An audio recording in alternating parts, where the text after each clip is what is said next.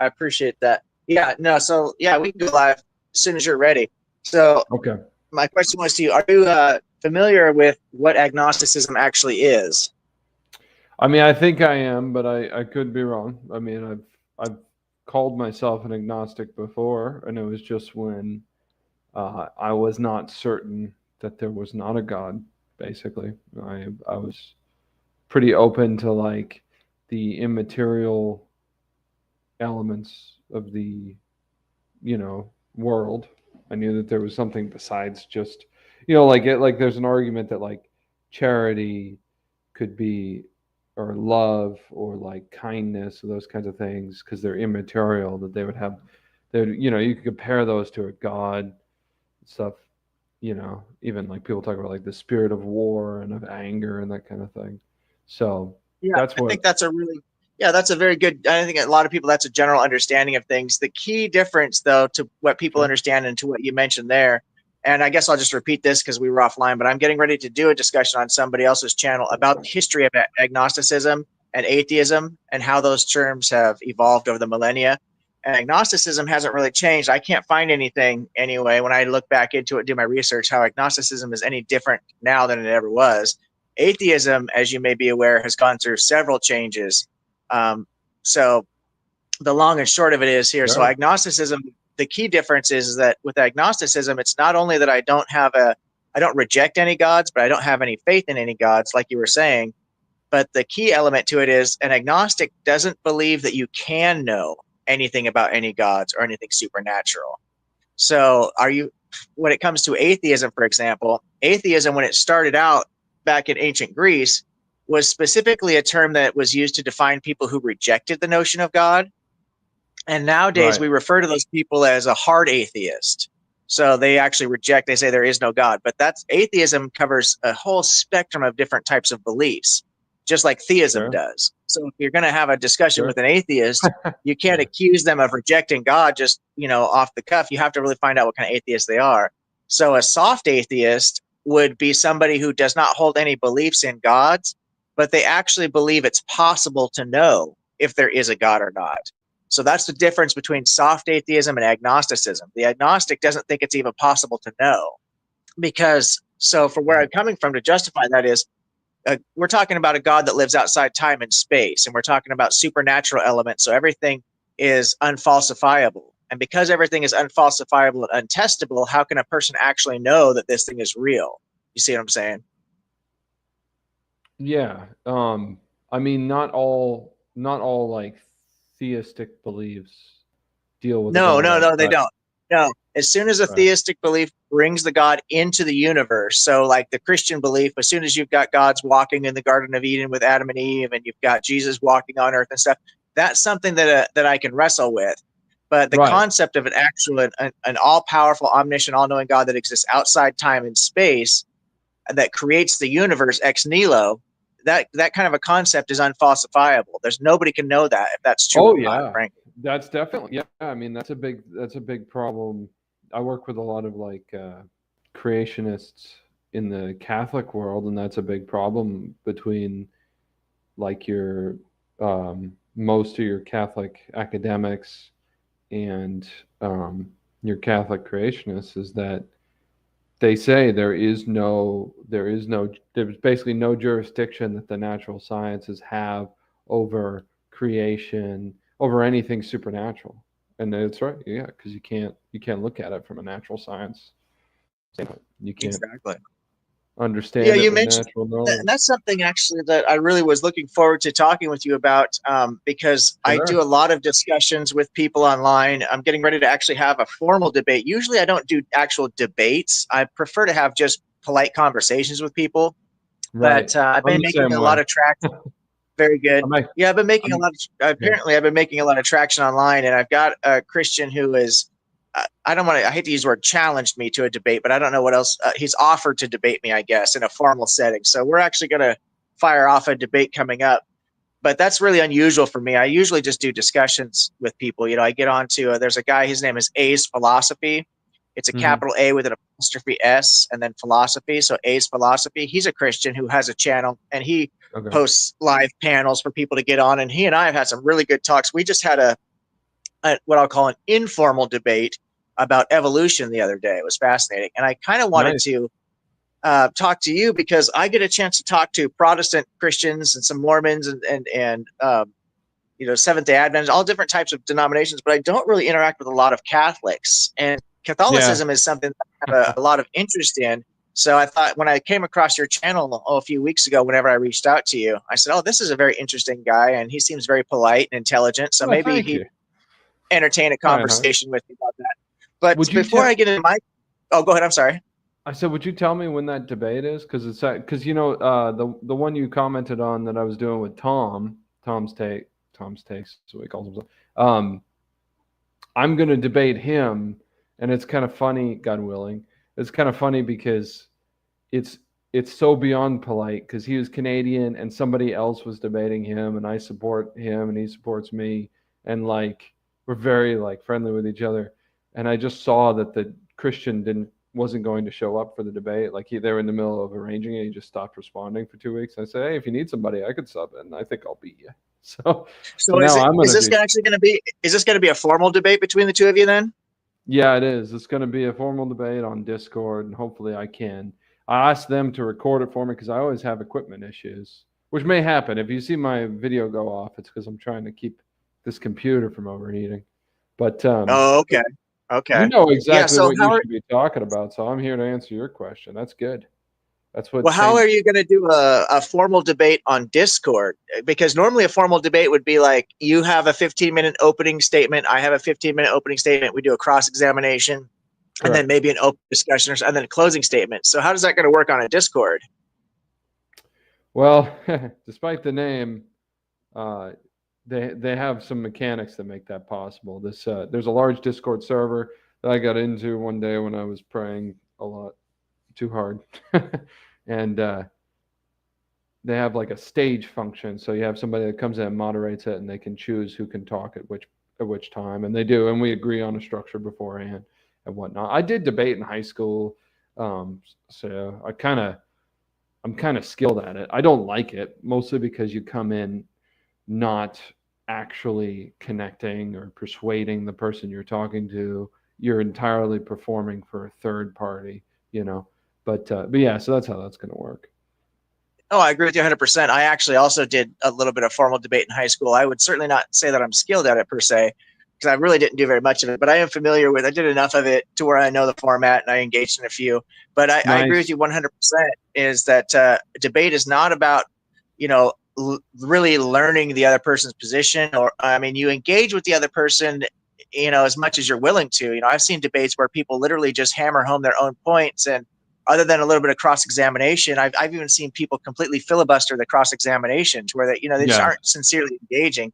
And of all the yeah, that's debates I've most of what I've watched, seen. Actually, it's not yeah, particularly high exactly. quality on this Discord that I've seen so far. So, and it gives you an advantage when you, like Trent Horn's a decent debater, and you can tell it's because he knows the structure. It gives you an advantage when you kind of not just an advantage of like winning or losing, but also an advantage of just making an entertaining and interesting piece of content because it's structured in order to progress. You're supposed to have an opening statement, but by the time you're done, even though you rehash the opening statement, you've addressed everything that you're dealing Yeah, with. you've built your argument. I agree with you 100%. Yeah, It's a skill set, no doubt, and that's one of the it's problems I have. entertainment. Is that just like you said, and you said it very well, is that it's performative, and I have all the debates I've ever watched.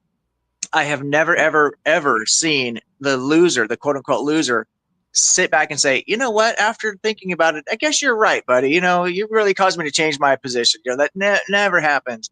And so it's just something that people can look back on. And especially with the advent of the internet. And that is one thing that makes this nice is that when you post these videos, people years from now, as long as you keep your channel up, they can come back and look at these types of content and stuff like that. So the people that are hosting debates, that information is always out there, so there is a benefit to it in that regard. Yeah, yeah. In fact, one of the things, because I also have like a background in marketing and business and stuff like that, and so getting into debates in general. Trent Horn was actually the one who inspired me. I wasn't interested in him or whatnot, but somebody I was following on the creationist side of things was talking about how they were trying to arrange a debate, and so I started watching them. and I got back into it just because it's fun, just like some guys like football, and it he is like I've only seen him do like a handful of debates where he is clearly does not like the person he's dealing with. He's pretty good about being friendly with that person. And so me coming into it, I that's kind of my so one goal is I want to be friendly with people. The other thing I want to do is I actually want to um, look for opportunities if I do change my mind on something to go and tell people. Like like for instance, I was talking to Pierce Watkins, who is an atheist. He told me that, and he was doing street epistemology, and he changed my mind on gay marriage, which I thought was so. I made sure I let him know, and I hope to do that in debate too. Maybe not during the event, but maybe. I mean, because even like debates have so much to do with the resolution and stuff like that that you actually can, if you're smart enough, change your mind. It's hard because you're like fighting, but you can change your mind in the middle of a debate, and doing that can help you win the debate. So I've seen that happen before because a lot of it hinges on semantics and stuff like that. So that's something I hope for, to be honest with you. Well, I give you a lot of respect for that because, one thing I also would like to clarify just for your audience and anybody else who I try to send traffic to people's channels, whether we end up agreeing or not. I always try and filter traffic to their channel from my sources just because it helps you out Nice. and it gets information out there. And the one thing I like to clarify for people from your audience is that, even though I do these discussions and there are views that I hold as an agnostic, I'm actually not out to deconvert anybody from their religion. I find that to Right. be a very Nice. unequitable practice personally. I think that religion provides something that's obviously necessary for certain people at least, and I just think Right. it's very disrespectful to try and discredit people's personal experiences. They're on what you might refer to as a testimony, so I just try to avoid that. It's difficult to argue with someone's points without coming across like you're trying to convince them that, they're believing in something that's not tenable, but I try to do the best that Well, I can, you know. well, I mean, the biggest thing I've found is just that's why I kind of like street epistemology. I'm taking their class now. Um, is just if you come in with respect, knowing that this person probably has some very legitimate reasons that I don't know for why they're a Muslim, and then you just make a ton of progress. Like, and I found out it's true. I mean, like atheists, for instance, they have a very accurate understanding of economics. One of the things that I have been very frustrated about with Catholics since converting to Catholicism is they have a terrible understanding of economics. They're just retarded about it. And it's caused my family actually a lot of trouble. But I did want to, did I ask you, when is that debate? Can I have the information on it? Because I'd love to watch it. If Yeah, I that's know, the, absolutely. So the debate that's coming up, we don't have a date set. We're actually in the middle of right now trying to figure out a date to make that work. I'm hoping to get it set okay. for sometime within the next 2 weeks because I have so many things going on, and I'm really excited because I feel like I've come up with kind of an innovative theory for a naturalistic explanation of morality. Okay. And That's a interesting. lot of people, a lot of atheists, the significant majority of people in the atheist and agnostic community do not believe in objective morality. And I believe that I have a theory that proves objective morality is actually one of the natural laws. So Wow. That's yeah, cool. so I'm going to debate the debate. The title of the debate is going to be: Is natural morality, objective morality, um, provide a better answer than God's objective morality? So that's kind of how. So he's going to debate for God's objective morality, and I'm going to debate for natural objective morality. But in order to do that, I have to prove that there is a natural explanation for morality Right. that exists, Yeah, you're kind objectively. of setting So you're kind of setting yourself up. Yeah, that's a tough one. I'd love to watch it that. is. Yeah, I That's think not I too think I've got it different. nailed. I finally finished all my premises, and I've got it. I've got it down. I'm really confident that it works, and it does it. There's no logical um, contradictions or anything like that. You know what I mean in the theory itself. So Nice. Well, I mean that. I mean, we could probably get along on that because No, but do tell me, like, where is it going to be? How will I find out about it? You don't want to just let me It's know? yeah, it's going to be on it. So the guy's YouTube channel is going to be hosting it. Is called A's Philosophy, Oh, as I okay. mentioned before. That's right. You It's did a mention it. capital A with an apostrophe S, capital A apostrophe S, and the word philosophy.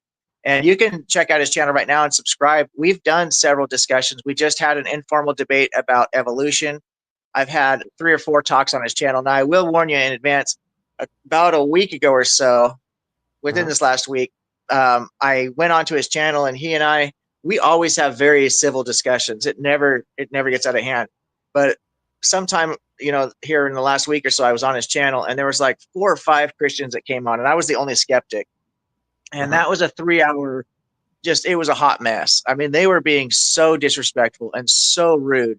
I mean, I Uh-huh. actually went back and rewatched it a few times to make sure that I was seeing things correctly, and just took down some numbers. And they accused me like 20 some times of saying things that I never said. And I was the only person in the whole 3 hour discussion that ever admitted that I might possibly be wrong, or science might be wrong, or the Bible might be right. Not one of those guys ever admitted that they might actually be wrong about anything they were asserting. So it was a really unusual.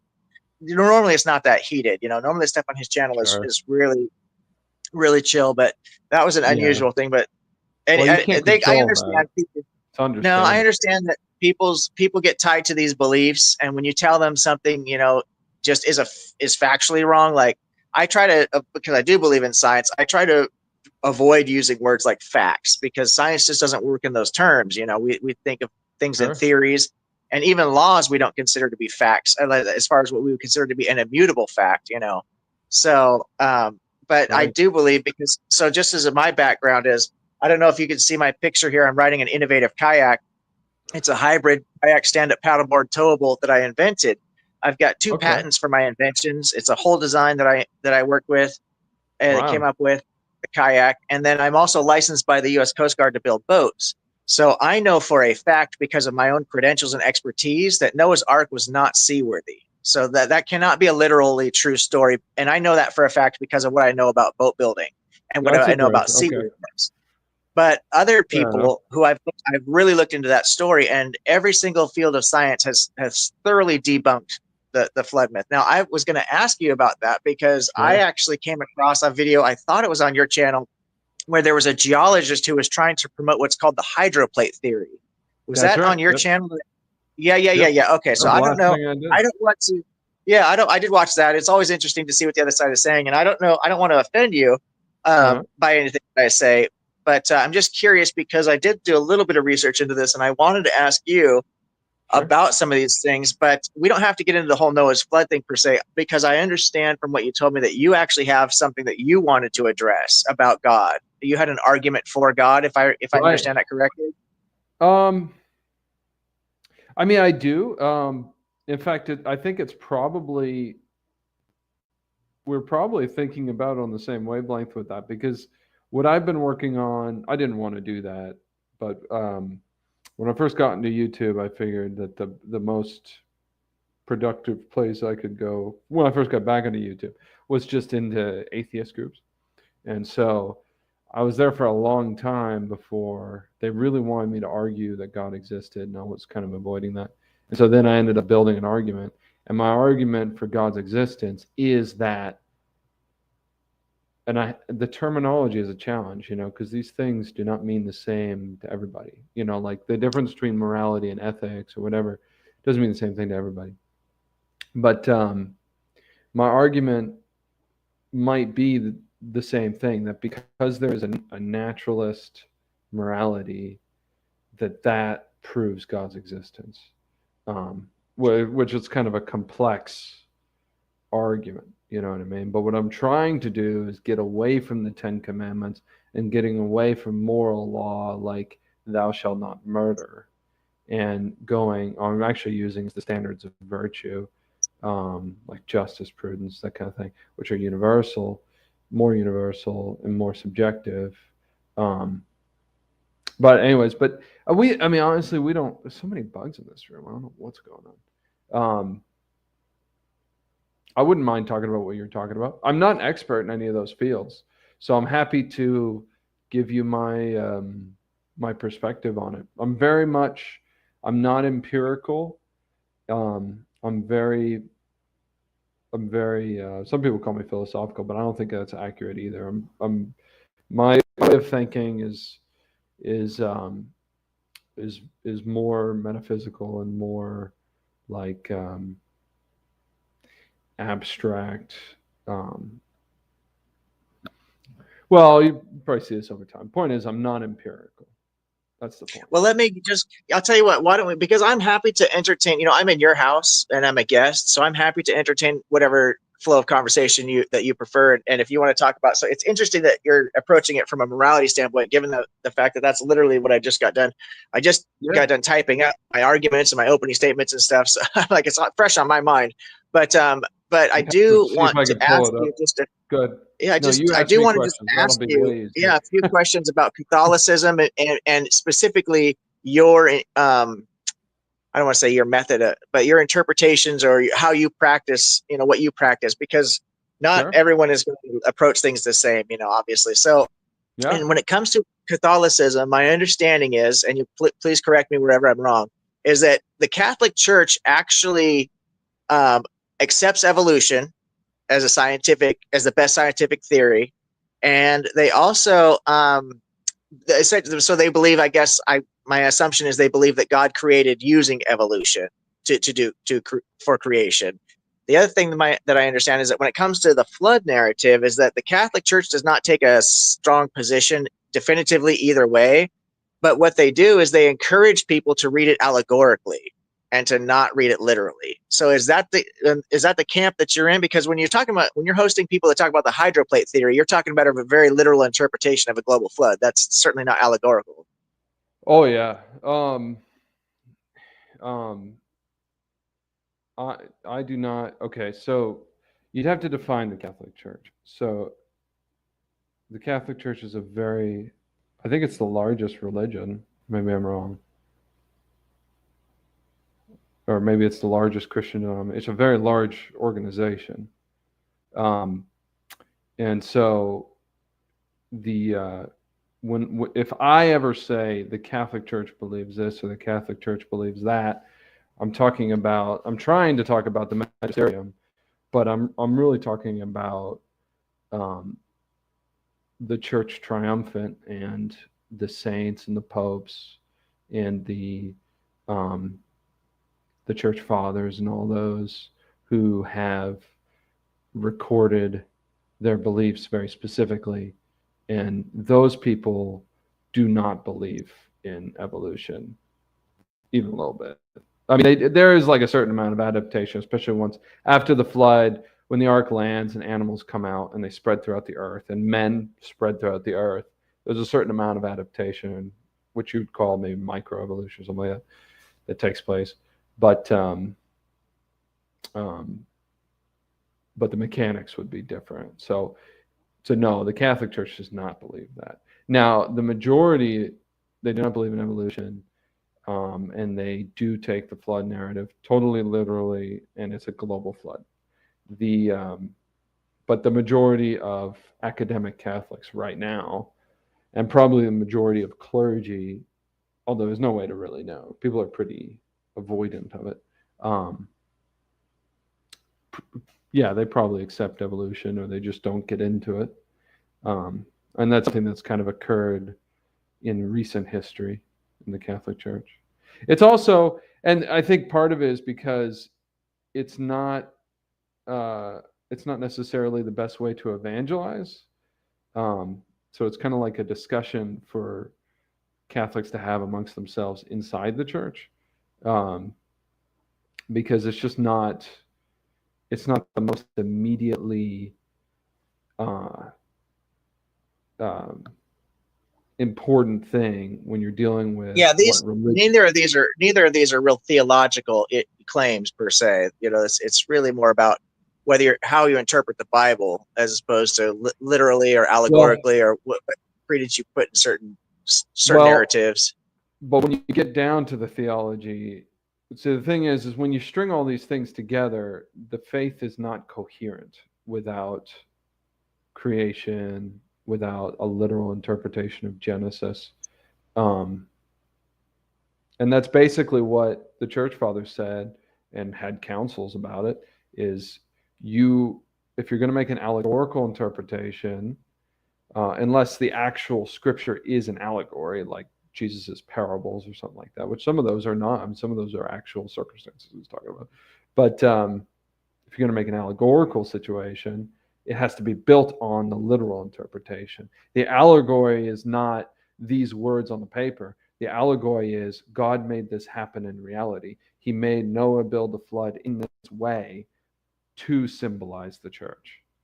You know, that's when the allegory. So it's always, it rests on the literal interpretation. But it's very, I mean, it's very deep and significant. And the details that are recorded by the Holy Ghost. Not all details are recorded. You know. So that's my understanding of the Catholic faith, the universal That is faith. interesting. Yeah, that is interesting. Okay. I Well, I don't, didn't and come one of to. the reasons I'm on the internet is because I don't think guys like you have access to guys like me, like you said, and so that's why part of what I'm doing is trying to please my Lord Jesus Christ, who right now is punishing everybody gravely, and I'm trying to merit by doing what he wants, and I've exposed myself to a lot of humiliation, a lot of trouble, and I think the reason why you don't run into Catholics that believe in creationism is because they don't like the internet, and they don't like the public, they don't like the agora, you know what I mean, the Athenian Yeah. marketplace. If that makes Well, I sense. do understand.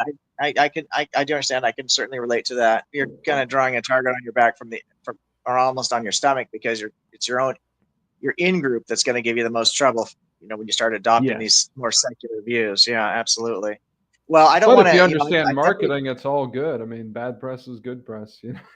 Well, So I try to that's what they remind say. myself. That's what they say. I've owned a couple of businesses, and I'm not too sure I buy that, to be honest with you. But that's what the Depends experts on say, the and I business. just yeah, it certainly would. I would think so. So at any rate, but I didn't come to dash your hopes and dreams about the flood or anything like that. If you want to know problems about the hydroplate theory or problems about Noah's Ark, I'm happy to discuss those things.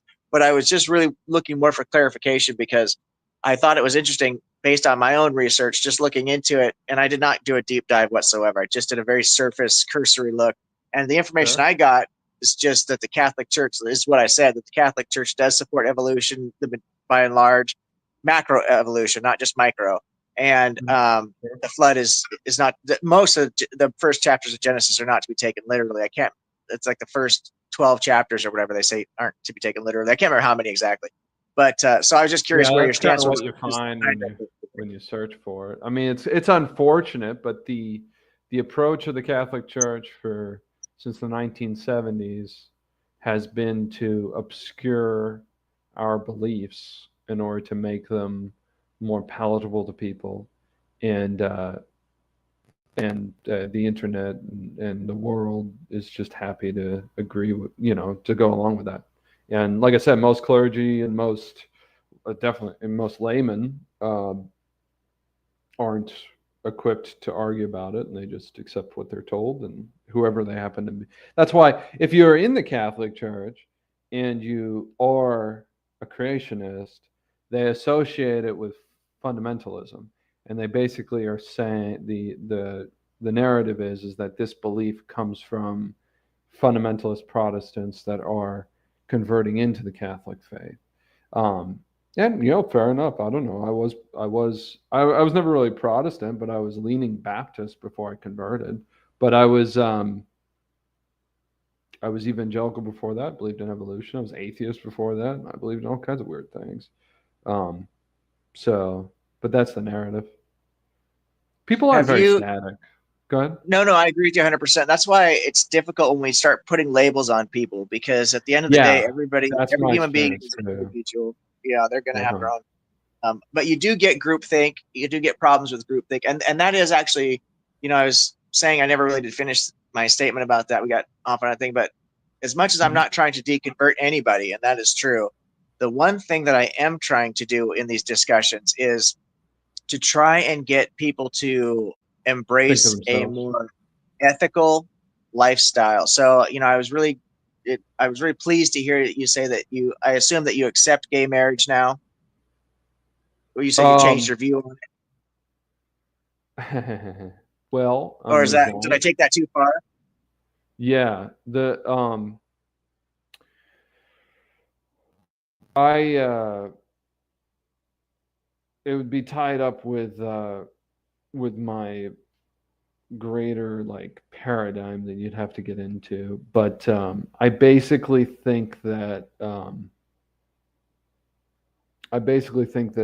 it's not it's not a fight I'm going to win, uh, and the focus shouldn't be on that. My whole opinion on gays and homosexuals is the traditional opinion, which is I don't think it is an identity. I think it's I think it's just a it's kind of like it's kind of a result of Western philosophy centered around the idea of the self. And whereas, like, if you look into old moral manuals and stuff like this, especially they talk about this in the Eastern Orthodox people I know, sodomy was listed as a sin that anyone could commit. And it's definitely true. One of the problems is nobody understands what sodomy is. Sodomy and homosexuality are not the same thing. Um, Neither is Philadelphia, which would be something that I think a lot of homosexuals are essentially arguing for. Um, but sodomy is, as a sin is committed mostly by heterosexuals.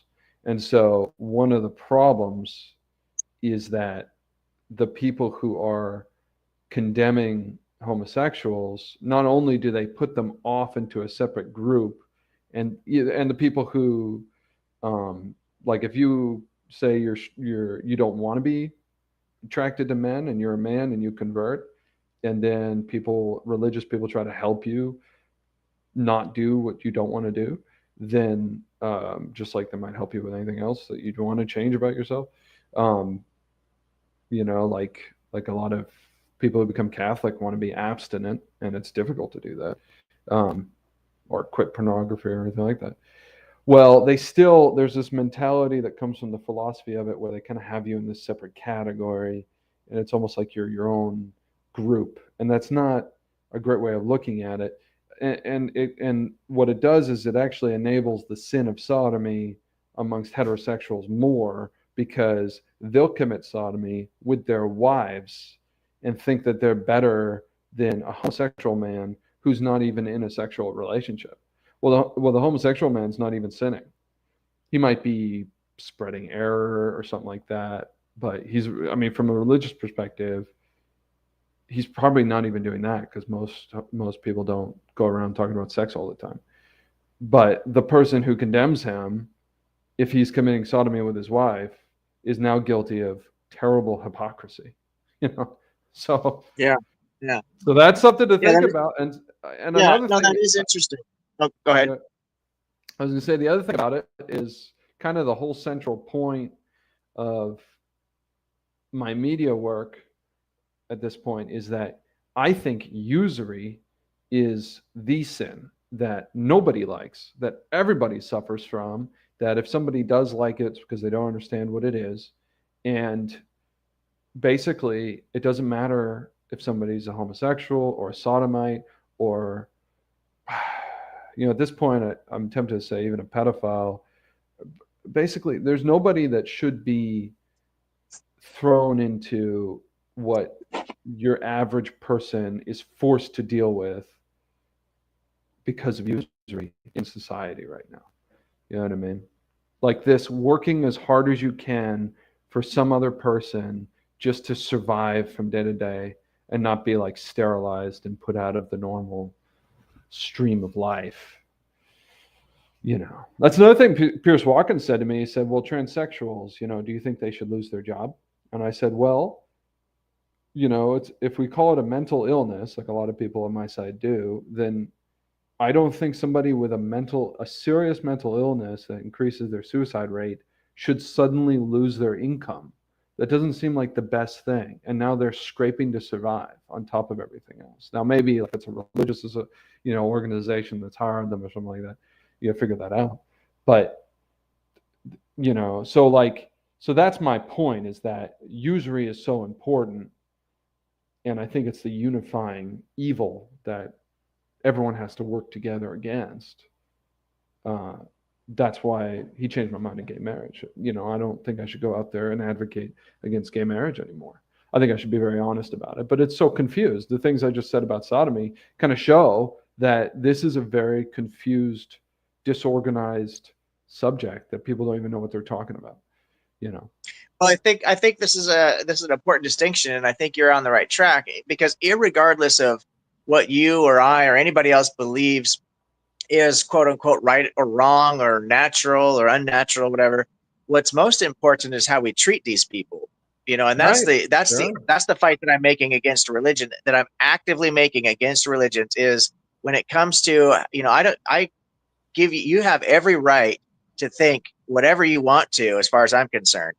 That's in your own head, it's in your own life, and you can even talk to it with your own family to a certain degree. That's your right to do. Even your kids, raise them how you feel that, you're a parent, those are your kids, that's your right. But when it comes to how you vote, when it comes to when you're out in public and how you treat your coworkers, or if you're an employer, how you treat your employees or your customers, that's where I have an issue with a lot of what happens, what you see coming from the Christian church. And I'll just give you a perfect example. So I was having a very polite, slightly heated, but very polite debate. It's not a formal debate, but an informal debate with some Christians. So there's a guy who has a Christian apologetics YouTube channel called Reconstruction Zone. And it's kind of a play on words for Justin's atheist deconstruction zone, which is very popular. I don't know if you've ever heard of him or not, but he's a really smart No. guy. He's got a master's in divinity, and he's now an atheist, and he knows the Bible inside and out. And he has live debates with Christians all day, every day. And he's literally just cooking Christians left and right. He really knows his stuff. And so there's a guy named Mike, who's a Christian apologist, who's set up Right. his own channel called Reconstruction Zone.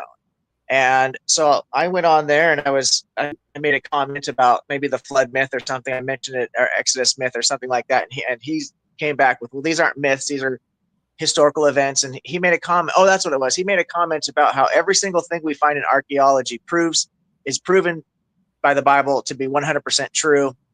And it's always the best explanation for everything we find in archaeology. And I said, well, that's just demonstrably false. I says, there are certainly a lot of things we find in the Bible that does correlate to what we find in archaeology, because it was a book written in a period of time by people who were obviously living at that time. And so certainly they knew who Babylon was, for example. They knew who Persia was, so obviously there are going to be some elements of this that are historically accurate. But what we often find is that the narratives are twisted to a particular agenda. And so when we actually look at the archaeological evidence, we find that there's a better explanation for it, if not a direct contradiction. And I said, there's also scientific errors in the Bible, and there's also internal contradictions in the Bible. So he invited me onto his Discord to have a debate about all this. So it's Okay. just me over there with like probably 100 Christians. I don't know how many people are. It's a Christian Discord, so I'm the only skeptic, really. And we were having a very nice debate. I pointed out, so I decided to pick the book of Daniel, and I listed a few bullet points and how the archaeology points to a very clear explanation of certain things, such as we know that Belshazzar was not the son of Nebuchadnezzar. He was the son of Nabonidus. We know that Darius was not a Mede. He was a Persian. We know that Xerxes was not the father of Darius. He was the son of Darius. And we know that Belshazzar was not a king. He was a co-regent. So there's other issues in the book of Daniel. I just wanted to pick a handful of them to throw out there, that I could support with actual archaeological evidence. So I listed these, and then I listed the actual archaeological evidence, such as the Behustone Stele or the Varan inscription, or different things that talked about where we've got Belshazzar's mother who actually talks about his line and his heritage and stuff. And, the Christians came back with typical apologetics, which is what I've heard them 100 times before. This is not a new discussion I've had with people. I've been having this for 2 decades now. And so I already knew the arguments they were going to make, but unfortunately, the arguments they're making are based on assertions without any archaeological evidence to prove any of these assertions whatsoever. They are possible explanations, but they're not even remotely the most likely explanation, given that we have archaeological evidence that points us in a different direction. So that's really the problem. Becomes when you and their main argument then comes down to, well, the Bible is never wrong, so we should give it more credit than other things, even though the other things are pointing in a different direction, and we actually have the other things. The Right. problem with that is that if you're just every time you come to a possible situation where the Bible isn't technically wrong, but it's not really the best explanation, but you go ahead and give it that check mark in the right box in the correct column, and all your check marks go into the correct column because you're giving it what's called special pleading, then you're going to look at the Bible and say, look, the Bible's never wrong. But it's because you've leaned to the Bible every single time there's a question. You see what I'm saying? And so at that point, you're not really Sure. fairly judging, in my opinion, the evidence, the actual evidence. And so it's a false equivalency to say the Bible is never wrong, especially because of the internal contradictions in the Bible. But that's a whole nother discussion. So at any rate, so long story short, we're having this debate. I didn't think they would concede any of the points, but we were being very civil back and forth.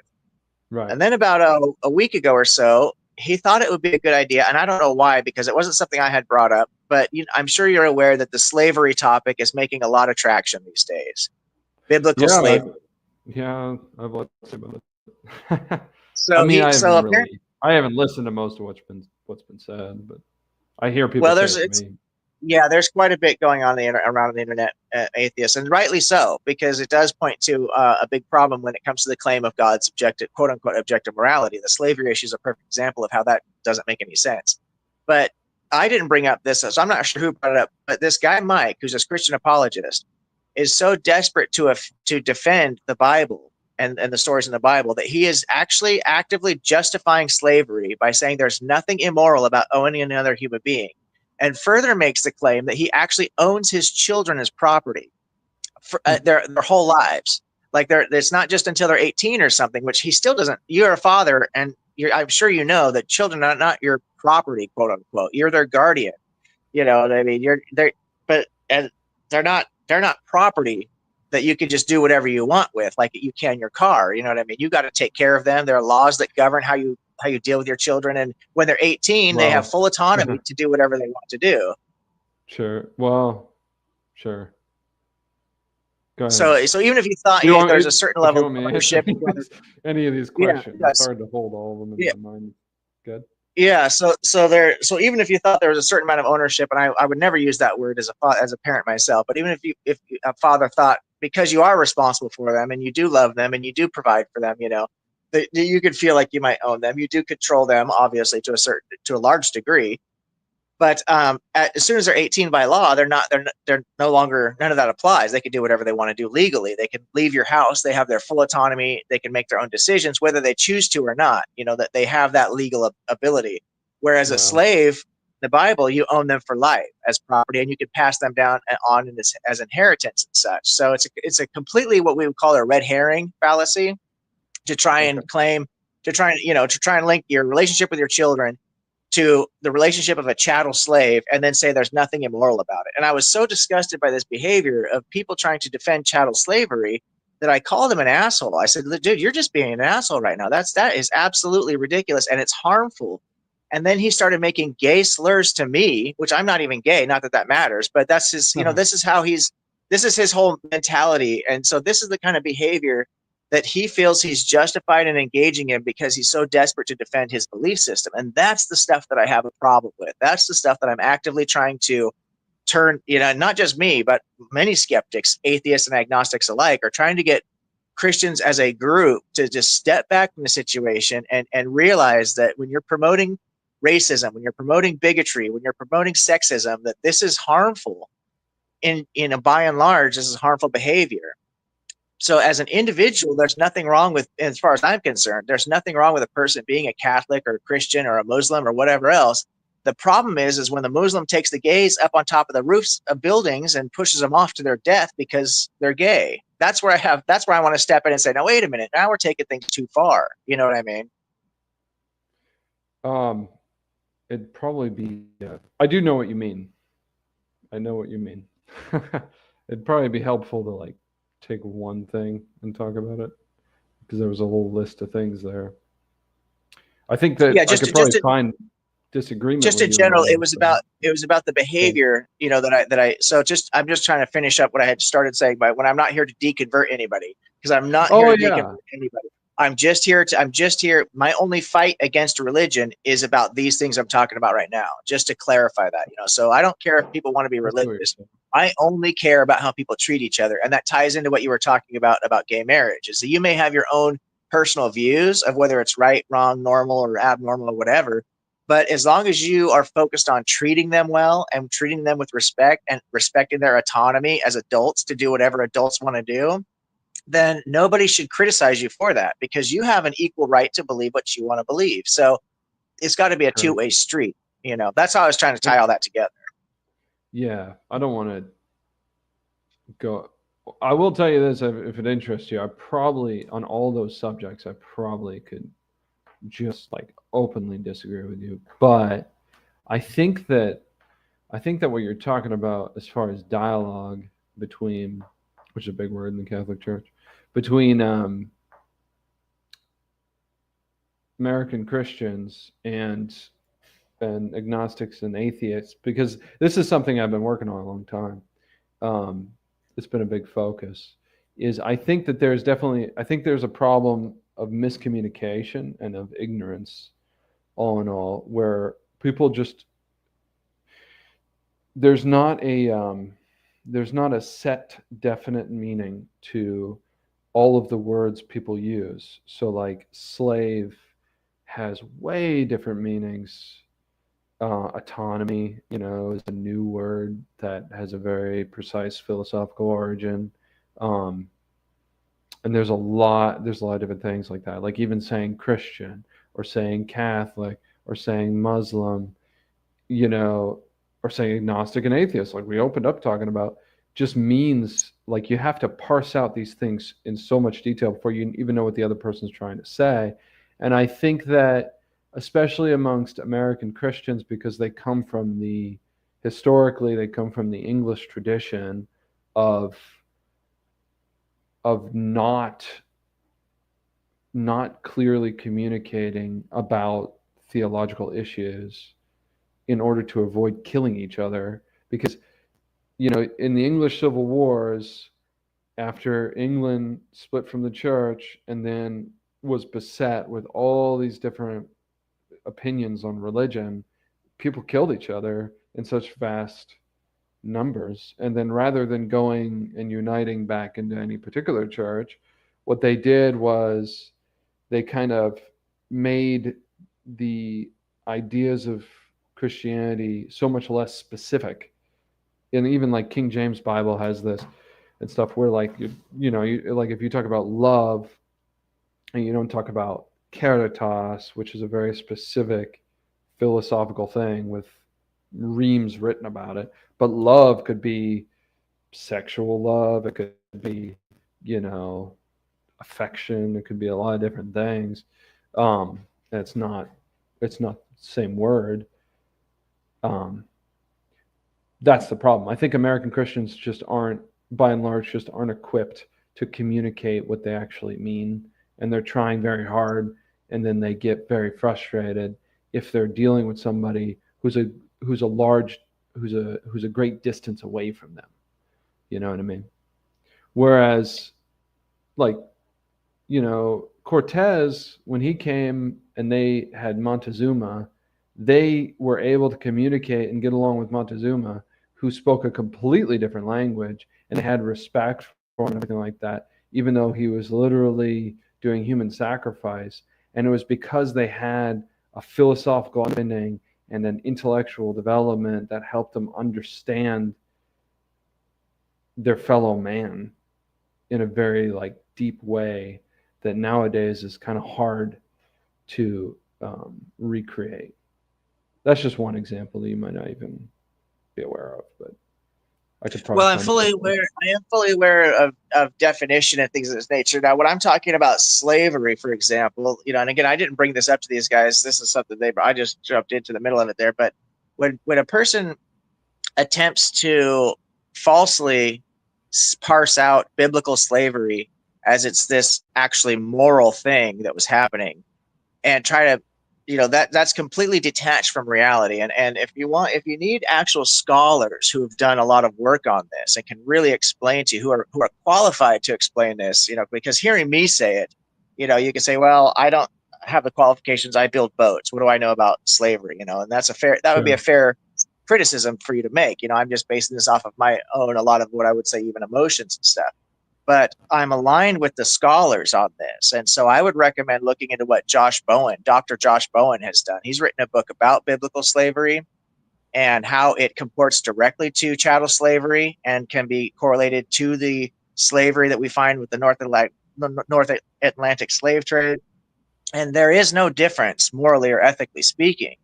And again, this isn't me just making that claim. This is experts who actually study the history, who know about the period, and are not just biblical scholars, but actual historians who actually study what slavery was in the area and what it looked like, and things of this nature, all the way back to the Code of Hammurabi and these other things. So there's definitely literature out there that completely debunks any notion that this was some kind of a moral edict that God put down by saying you could kidnap these people, you could take them as war prisoners, you could kidnap the women, kill everybody else except for the young virgin girls, and that's somehow a morally right thing to do. The only argument that Christians I've ever heard them try to make is, other than crazy people who say their children are their property, is to say that God's morals are objective because God is somehow objective in the whole thing, which is exactly what I'm going to have this debate about. Is that this actually is a logical contradiction, and it does not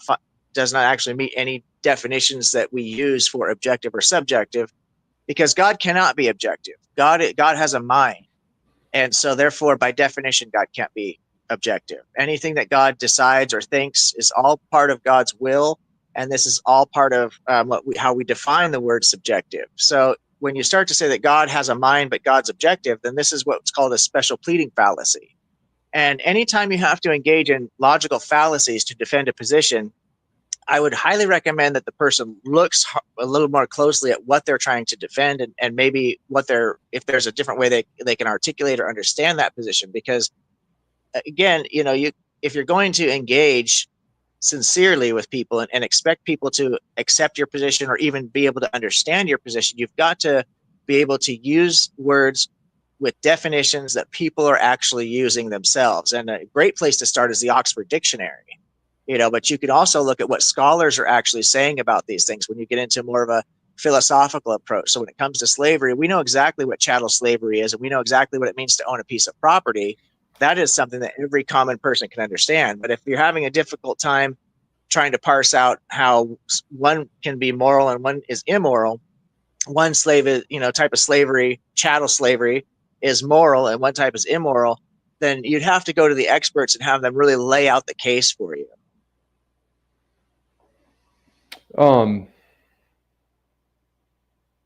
Well, I mean, I don't think like the application of the word moral, it is subjective to God, and it is also relative to God and to the circumstances. Like I'll give you an example of what I think a morals are, related to actions that people make.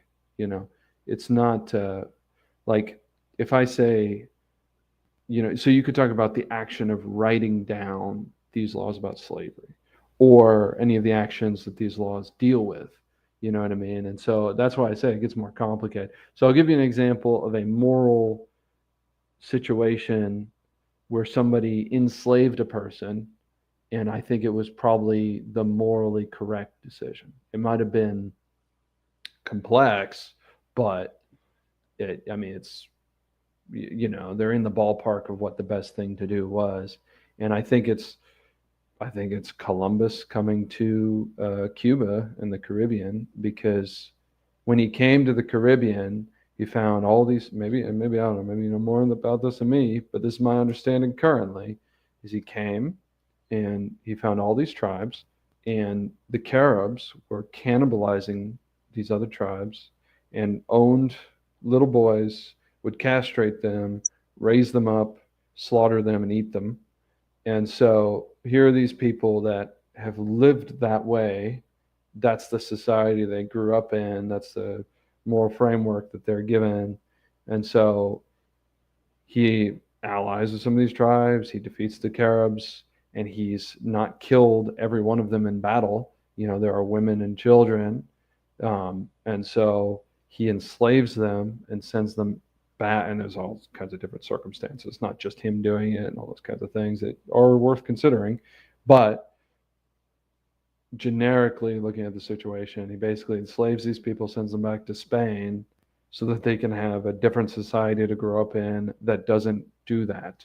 Because that action of like keeping people for cattle to be eaten in this way that is much worse than American slavery of the Irish and of blacks, which was done very immorally, but not necessarily by the people who owned the slaves in the end. Well, let me before you go too Okay. far, let's just address one at a time here. So, by your Sure. scenario that you just created, and this is a historical thing you're talking about, which I am somewhat aware of. I don't know all the details, so I might be missing something. But here's the problem: I have no issue with killing these men of fighting age that are eating people. I've got no problem with that whatsoever. As far as I'm concerned, I would still consider that to be immoral, but it is the lesser of two evils. So when I'm talking about natural laws of morality, then what you're looking to do is reduce harm.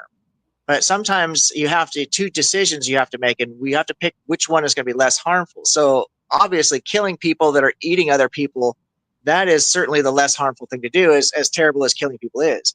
The stretch that you're making that I cannot agree with, though, is that you're making the stretch where we've killed the men of fighting age, but we're going to go ahead and enslave the women and children. Why not just let them live? Let them live and Well, fight and fend for themselves. well, that's where it helps to understand the circumstances. So, you know, I mentioned he's allying with the local tribes. Okay, people know about this from the Aztecs, like when you watch that movie Apocalypto and whatnot. Well, the Caribs were terrorizing all the other tribes. Okay, well, here are these other tribes that also are in this circumstance where they're not the ones who own these cattle, men, these people, these human beings, but they're the ones who are like being taxed for their children and stuff like that, and have to give up their children to this terrible situation. Um, well, now they've conquered their tyrants, and they have full access to their tyrants' wives and daughters and sons. And this is what's been happening for hundreds of years. So part of the reason, there's a few different reasons, and you see this in a lot of like,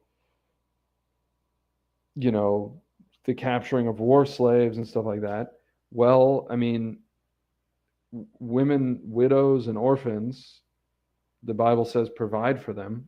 Well, if their father and husband has died in a war, and you're not necessarily the one that killed them, but like another person in your nation who you don't even know killed them in battle, or maybe you did kill them, but it was battle, it was a thing you were in, surviving. Well, those women and children need to be provided for.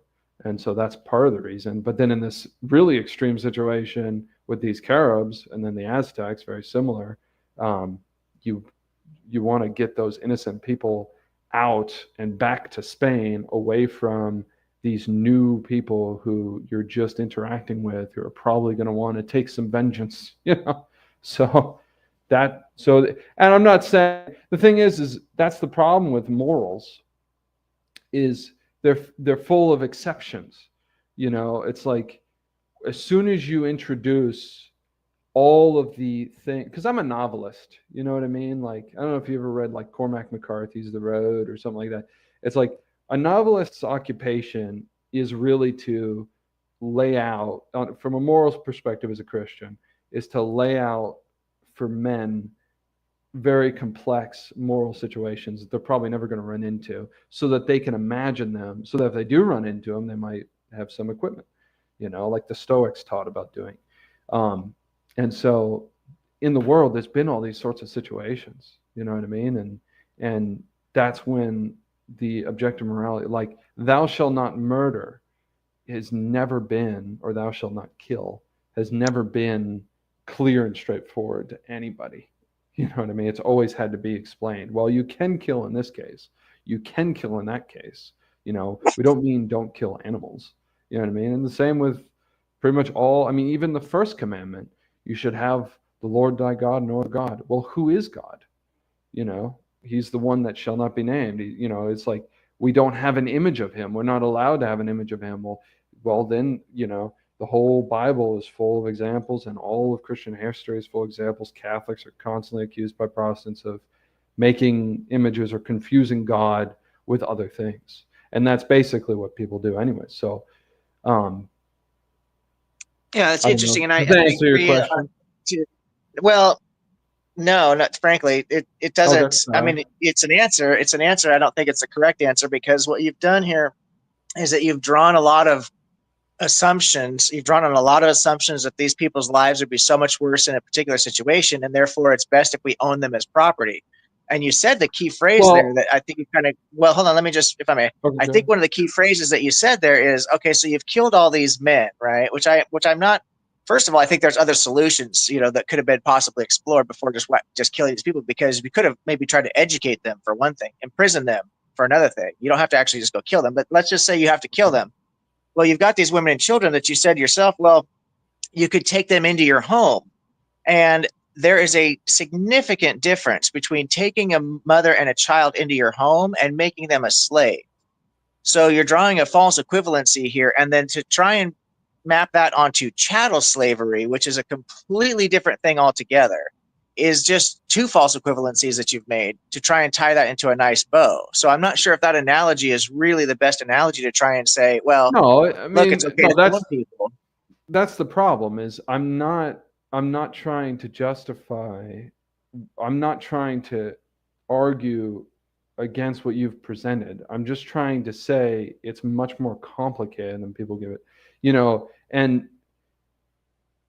it's like you're kind of assuming, no, I'm not mapping that onto chattel slavery. I'm mapping it onto, well, there are circumstances that come about that people, okay, so we'll just add more details and more circumstances. Well, how do you convince somebody to, first of all, we could talk about the fact that, historically, and it's written in the Bible when it says Jesus Christ came in the form of a slave. Well, who was he a slave to? That's always been traditionally interpreted as he was a slave to Saint Joseph and the Blessed Mother. And they actually talk about him in the womb being a slave. So, like, that's why I say, well, we can talk about the definition of slavery and the fact that people had a completely different understanding of slavery before, before the modern times, where they did think about their children as property, and they said, well, these are my property, but they have an intellectual soul. They're free before God. They'll have to answer before God, but I'm responsible for them. Like I'm responsible for a dog, or I'm responsible for my car. I have to follow the laws that dictate, and I also have to use my own morality, like people currently do in relation to a dog, where they don't beat it to death, things like that. And that's how people had that way of thinking, because the word slave didn't have the same meaning. And then what people were on a guard against was what was the evil that could be done in that circumstance. So, like, you can, because of this control you have over a person, treat them totally immorally, and so that's something people were talked about. It's like, well, you got to treat your slaves well, and this is how, and make sure they can have freedom in this particular way, and that they're not just locked into this situation. And by the way, today, right now, I personally think we live under a form of slavery that's worse than chattel slavery. I personally think that. And so, you know, um, and that's something philosophers have talked about. Call it wage slavery. I mean, it's like been the big battle for like 125 years at least, if not since the French Revolution, you know. And so it's just, that's all I'm trying to say is, before we talk about, is the rules that God set out in this circumstance in history, are they moral? So are we, before we make a moral judgment about the the ultimate author of this law, who operated through a human author, well, we're going to have to understand the circumstances. First of all, a lot of that had to do with the Philistines or the Canaanites and the sins that they were committing. And at least and I don't know, people probably say that this is like propaganda against them or something like that, but traditional interpretation and whatnot, it's written in the Bible that the sins that they were committing and things were equivalent to what I described with the Caribs. So it was the same sort of circumstance you're dealing with. Now, the difference is, and it kind of goes to what you were saying, is the Israelites were coming in, conquering, and there were situations God said, kill even the children. And I couldn't really offer you a moral explanation for that. I don't think I should try to. But they were actually settling that land with their women and children. The Columbus and his men were not colonizing on the first few visits when they were attacked by these tribes. And so they couldn't take these women and children into their home because they didn't have a home. So that's why they sent them back to Spain and made them profitable to encourage somebody else to take care of them, because they couldn't. They had to continue their work. Does that make sense? Yeah, that's just why. Yeah, it does, which is why I specifically reference this as the chattel slavery that's described in the Bible. So the chattel slavery is what I'm talking about, and that's the kind of slavery that's been well defined. And even though they didn't even have a word chattel, I doubt, they had that term, and that, like they're saying, slavery may have meant something differently. What the experts in this field have done is shown the behaviors, because the behaviors haven't changed.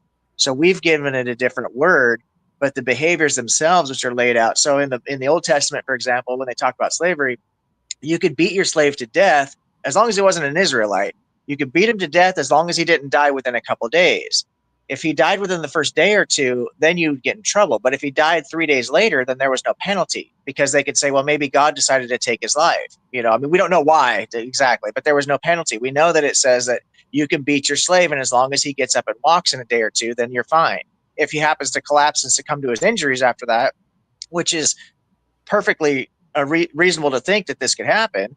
I know people who they get in terrible car accidents, take severe beatings in their body, and they live, for a day, 2 days, a week, and then they end up dying. This happens. This is fairly regular occurrence. So this is not just like some kind of random crackpot theory. So you could even if you could beat your slave and he doesn't die. I mean, this is chattel slavery by behavior, not because they had a definition for it. I've heard some people say, for example, that they didn't have a concept of homosexuality, right, in the ancient world. And so there really were no prohibitions against being gay or lesbian, because they didn't understand it in those terms like we do today. And they didn't understand terms of identity. But the behavior was happening, and they were condemning the behavior. They just did not refer to it as homosexuality. It would now, it depends on what culture you're talking about, because it was very prevalent, like in Greece, what homosexuality was. But there are other cultures, like in Israel, the Hebrews were condemning this. And this was the common thing, from my understanding. I'm not a historian, so I might be wrong about this, but my understanding is that homosexuality was largely condemned as some kind of an abomination against the natural order of things, with the exception of some cultures like Greece. So even though they didn't have a word homosexuality, and they didn't have a word gay, and they didn't understand gay culture or whatever, it doesn't mean that the behavior wasn't being engaged in. It doesn't mean it was or wasn't being condemned or condoned. Same thing with the slavery issue. The chattel slavery, and again, this is what the experts are saying on this. This I have read up on, is this is the same exact type of slavery that maps onto chattel slavery from the North Atlantic slave trade, except that it was worse because you could actually beat them to death, and the penalties were a lot looser. There were, and also the North Atlantic slave trade. The significant majority of the African Americans were purchased. They were captured and kidnapped by other Africans in Africa, but they were purchased by white settlers. Whereas the Israelites were actually conquering what they called quote unquote foreign lands, and they were conquering the land that they believed was the promised land, and they were a warring nation coming in and killing people and displacing them, and then on top of that enslaving them. So this is a completely unethical and immoral behavior, as far as I'm concerned. I think as far as most people would be concerned these days. So I don't think that, and I don't think you're trying to do it. I think you're just trying to open people's minds to understanding that there are nuances, and I appreciate that because I agree with you. But there's a Yeah, well, specific wording that I'm using for it. yeah, I mean, the nuances would be what I just described with the Caribs and the sort of behaviors that they were committing would be what you would look at as far as like Canaan. You know, there was cannibalism. There was, I mean, it's recorded in the Bible, like sacrificing babies and Moloch and stuff like that, and eating their own children. You know, that it was like a religious thing. And I call myself an historian. History is a broad subject. I'm not like deeply, you know, I've read a lot. I know history pretty well. That's actually my basis for religious belief, honestly. Um, but I could tell you're really concerned about this law dealing with beating a slave to death. Probably the right thing for me to do to answer your thing about that, especially it sounds like a lot of people are concerned about that and they don't get a satisfactory answer. Is I would want to see like what it actually says. I'd want to actually go get my Bible, look at that specific thing, and consider it with you. You know, that's what I'd like to do. I know what other Catholic apologists would say, but I don't really agree with their explanations either. So, Well, and I if think, you I mean, want, you're welcome to, you're welcome to do that. I don't think, I mean, we don't need to, it's I'm up not to trying to you. hammer on slavery whatsoever or morality, frankly. I just kind of came up in the conversation, Okay. but, we could talk about a number of other things such as killing children, which is clearly commanded in the Bible, the Amalekites, and when God tells them to go kill all their children, except for actually, no, he says kill all the children in that one. I don't think that's the story where he says you could keep the young virgin girls. I think that's a separate issue altogether. Yeah, So, he but did we do know the that. Yeah. Amalekites. Yeah, he does. So it's not just slavery. If we want to really get into the nuts and bolts of ethics and morality, I mean, as far as I'm concerned, if a person is going to take the flood narrative literally, God is whacking babies left and right in the Old Testament. Oh yeah. I mean, Nobody's got a head count like that guy.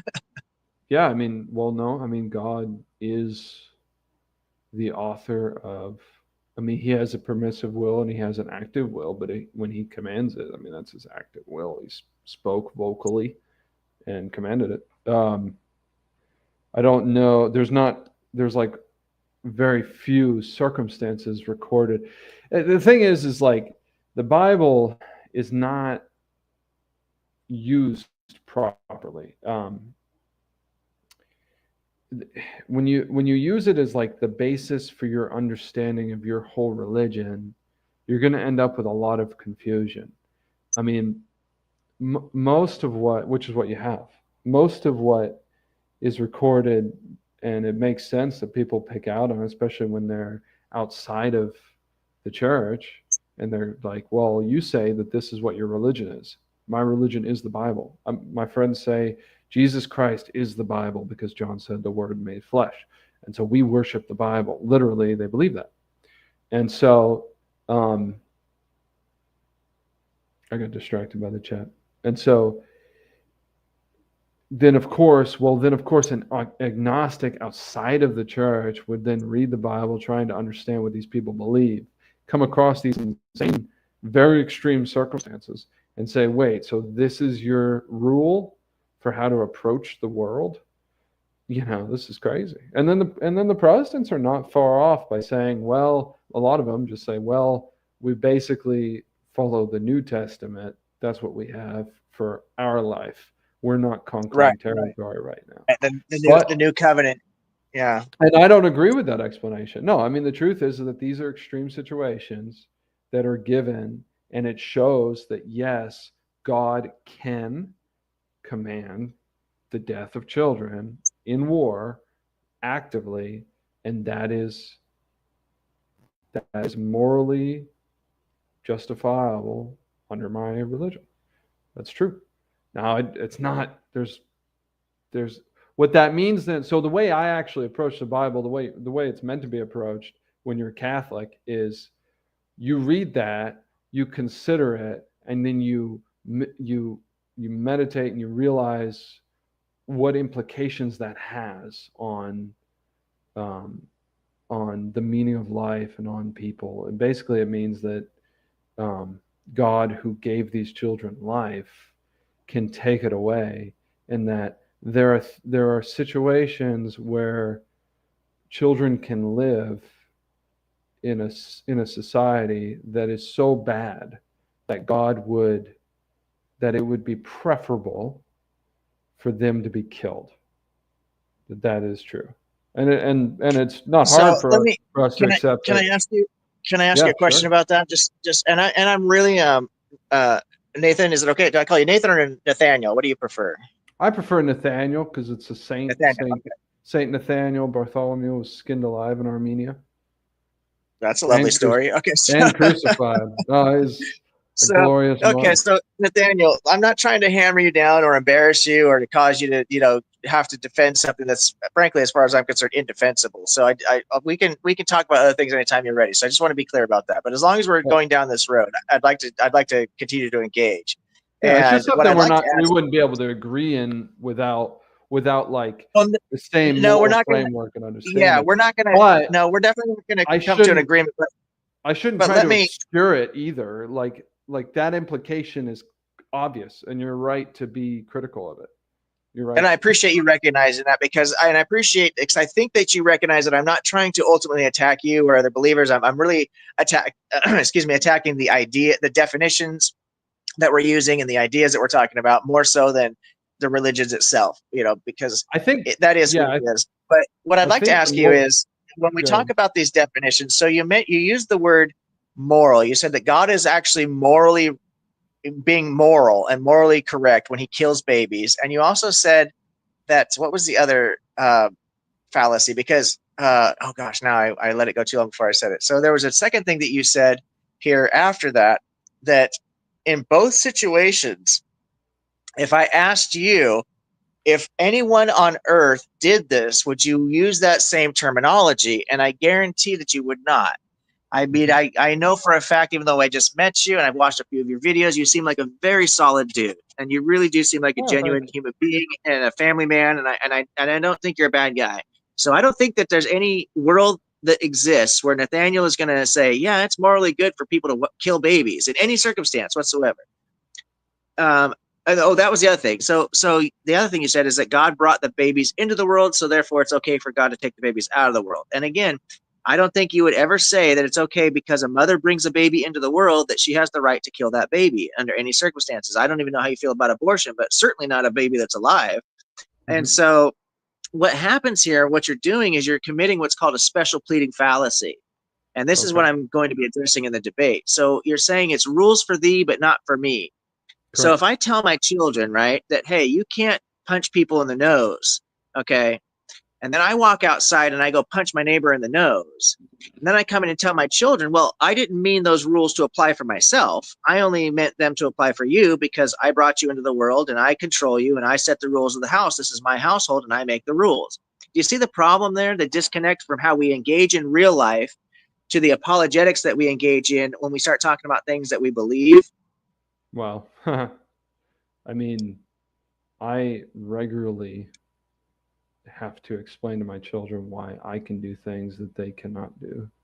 And I think most parents do because they have a special place of authority and of ownership and of Sure, responsibility. but you don't have the right to go punch your neighbor in the nose for no reason.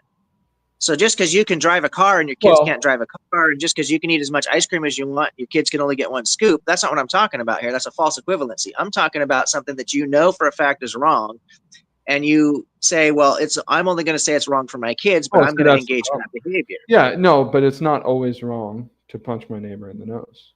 The difference is Well, that we're not talking about self-defense. We're talking about just aggressively going out and just punching him in the nose. Instead of trying to paint it in a situation where you think you can justify it, just accept the analogy for what it is, which is I'm painting a picture where you just go out and randomly punch some guy in the face for no reason whatsoever. Because I take martial arts, I actually teach self-defense, and we don't teach people how to fight. We teach people how to defend themselves. Okay, because we're not sure. pacifists. If some guy wants to hurt me or rob me or hurt my family or something like that, then I'm going to do every single thing I can to make sure that doesn't happen. And the law is on my side. So I am morally justified. Every punch I throw in self-defense is a legal and lawful punch. Even though me and the other guy are both throwing punches, we're exchanging blows, but I'm the only one who's justified because I'm defending myself or my family, right? This is not what I'm talking about. I'm talking about just going out and just punching somebody in the face for no good reason. You would tell your kids to never do that, I'm sure, because you seem like a good father and you seem like a good human being. So I don't think you're going to go out and just and do that. But the analogy is God is saying, don't murder, don't kill babies, but I'm going to go ahead and kill the babies and I'm going to murder. And this is what we call hypocrisy. And this is what we call a special pleading fallacy.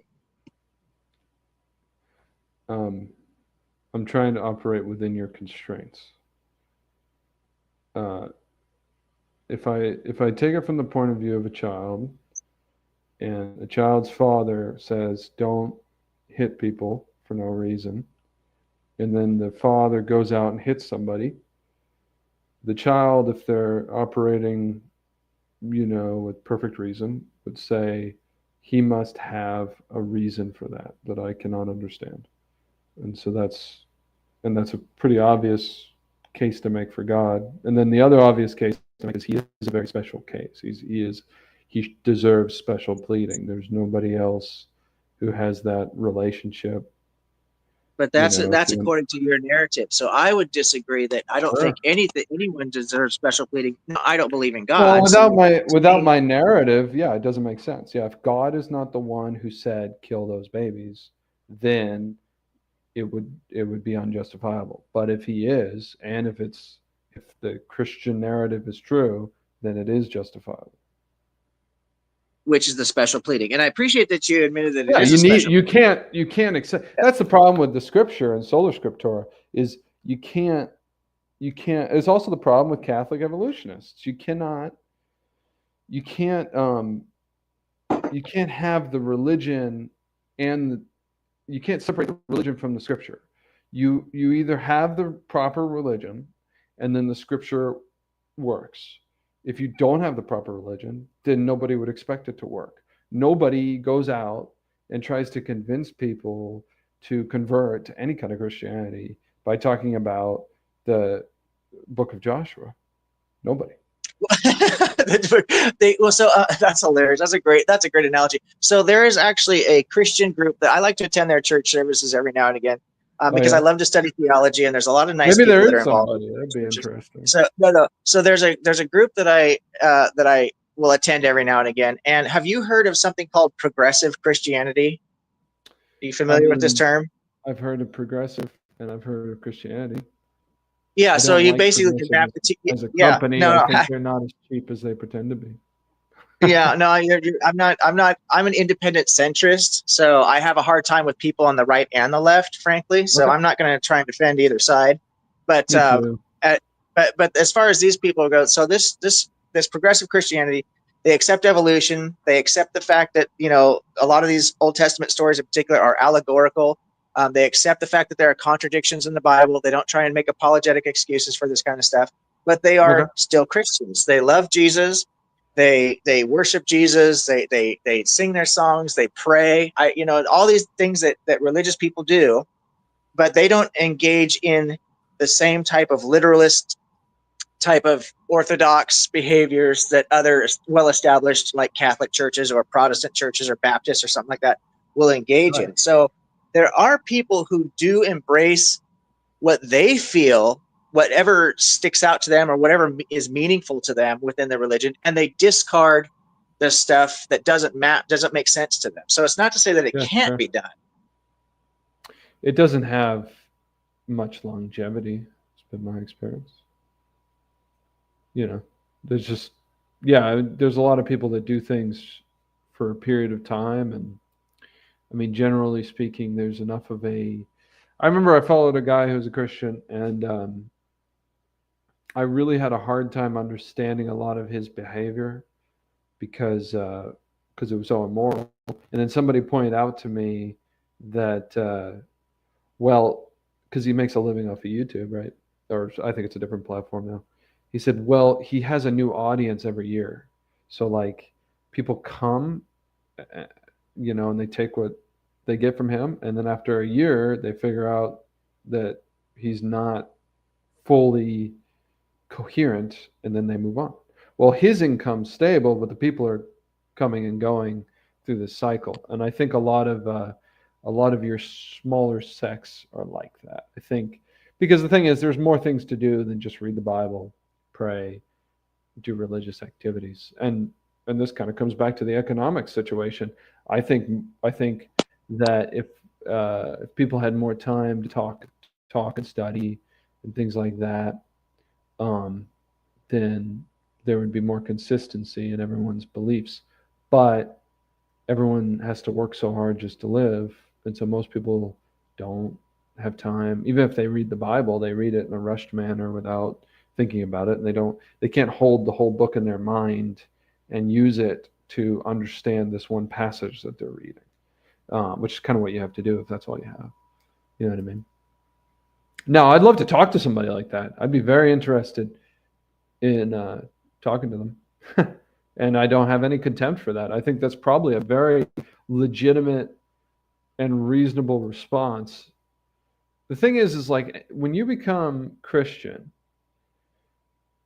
it does not take that long. I think 5 years is kind of the maximum before you realize that there are some major, major hypocrisies, inconsistencies, and contradictions between what you see in the world, in any part of it, if it's other people in the church, people outside the church, what you have to do on a daily basis, a TV, anything you run into.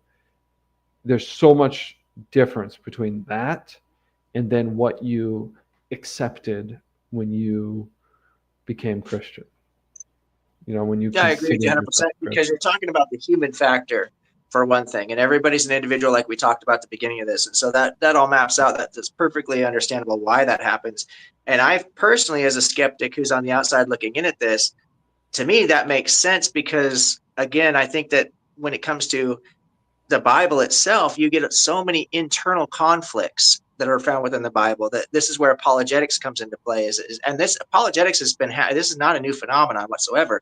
It goes back to the earliest church fathers, trying to figure out how these things don't really make sense. Are we under the law? Are we not under the law? All these different elements of what's going on. Sure. The Old Testament, when the law is given to Moses, it's clearly expressed that this law is forever. And so Jesus himself states that the law is forever. Then you start getting into Paul, who actually says that the law is no longer in effect. And so you get this contradictory theology that has to be kind of explained away. And so you also end up getting, because you have so many different things you can pick and choose out of the Bible, you get Trinitarians and you'll get Unitarians. You get 40,000. I don't know if the number is actually 40,000 plus sects of Christianity. That's the number that goes around. And I've never heard a Christian refute that number. I've certainly never counted 40,000 different denominations or whatever, but there's a lot of them.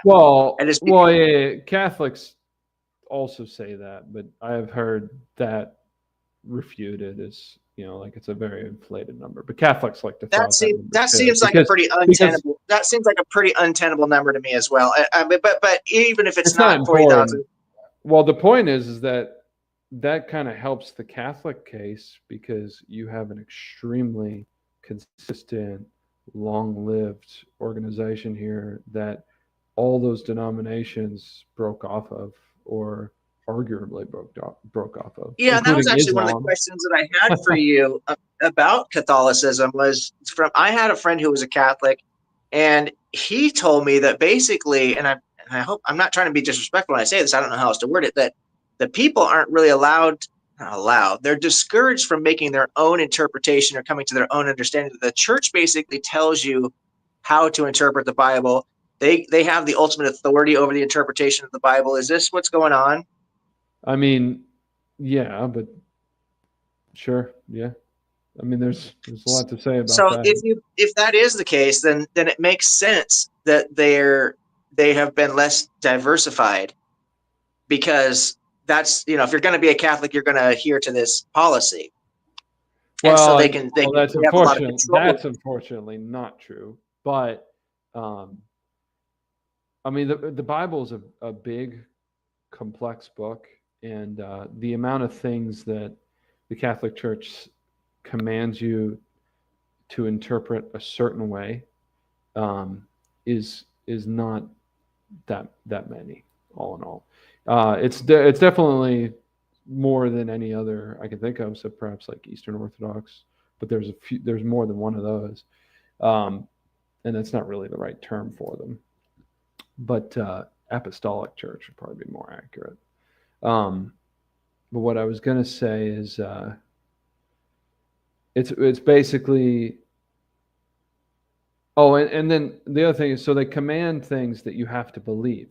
Like, for instance, there's plenty of situations in the magisterium where they talk about the fact that Adam, popes, councils, and there are organizations that will tell you all about this, that Adam was made immediately by God out of mud, not out of an ape, for a lot of different reasons.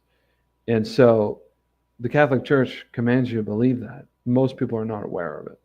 And so the thing is, even though the Catholic Church commands you to believe things, if you're ignorant of them, it's not like if somebody could even hear me saying that they're Catholic, they've been told that they don't have to believe that, and there's no reason why they should believe me because I'm not the magisterium. So like the amount of proof that would have to come at them before they would really be in their own conscience bound to believe this thing, to the point where it's like, well, if you don't believe it, you are now like seriously in danger of losing your soul.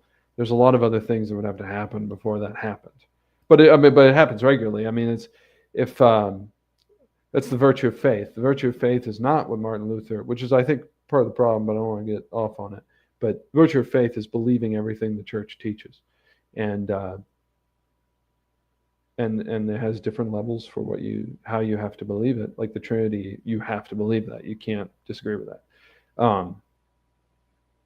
So what faith does is it corresponds all these things together, so that as soon as you convert, if you have the virtue of faith, you believe these things even before you're told them. As soon as you find out the church taught it, there's not any resistance in your will, not any serious resistance. There might be temptation.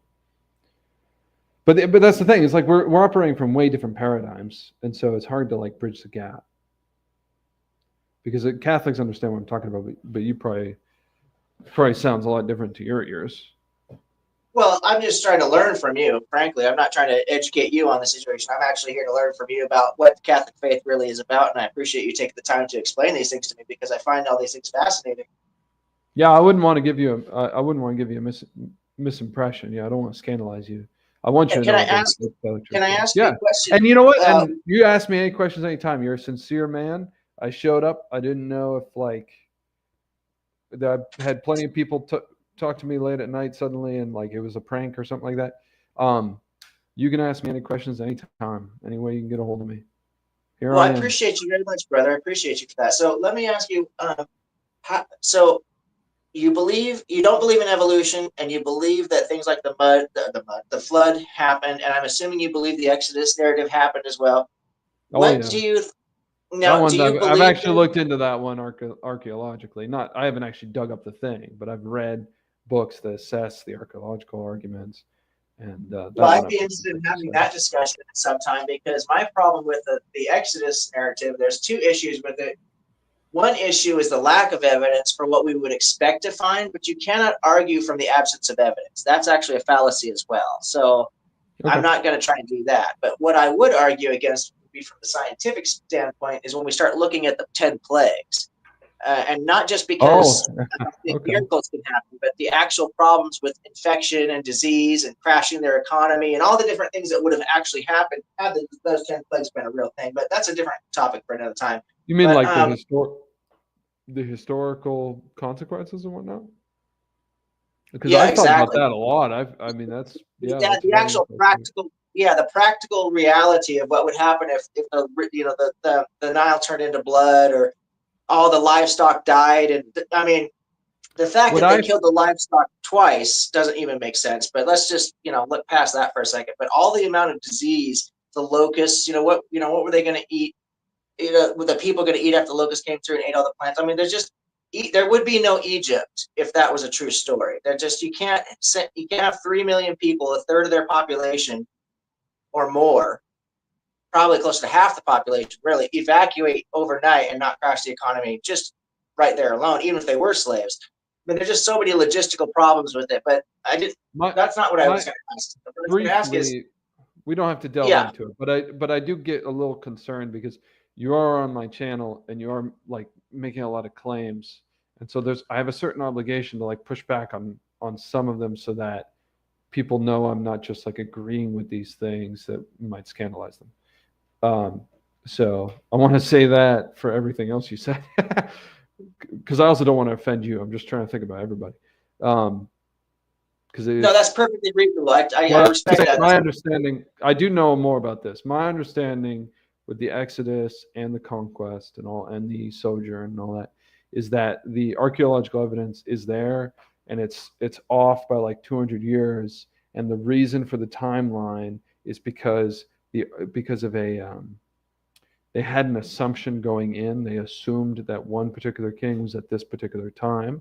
And then when they came in and they found evidence of these things at a different time, they said, well, we know this king was this time. So they stuck with that assumption and just used that to discount the evidence. But then it's like a very simple error to go in and say, well, that's not the same king. And then So when at you least that was my reading of it. And well, that was the case the archaeologists made about it. very you're making very vague claims to evidence. So I'm curious as to what Sure. evidence you're talking about. Because if you're talking about evidence of a Semitic people, a large group of Semitic people living in Egypt, that's not the question. That's not a problem because we know about the Hyksos were a Semitic people who actually ruled Egypt for 200 years. So if you're pushing back to the 200-year timeline that you're talking about for Semitic people living there, well, we actually know who they were and why they were there. They Yeah, certainly were not slaves. the Hyksos actually were the. I was going to say that because I remember I looked at. Yeah, these are vague things. I can give you a book that you can look into, but since you did that, that might be appropriate. Sometimes I'm worried that that's like a kind of like an arrogant way to handle things. But if I do it, I'm not saying you did that. But the Hyksos were the consequence. So like Egypt was so weak, and the Hyksos came in and took over, which is what you would expect, because it was a rich piece of territory that was predictably going to recover at some point. Um, but the book was, I'll give. So there's a book that compiles all this, that has all the footnotes and stuff like that. And I cannot remember exactly what they reference. I watched a Well, I'm movie, and well aware of the but Hyksos. I'm well you aware could, of the story of the Hyksos. I've actually studied that. So is that what you're equivocating? The evidence you're talking about for the Exodus narrative of these slaves, these Hebrew slaves, is actually the Hyksos?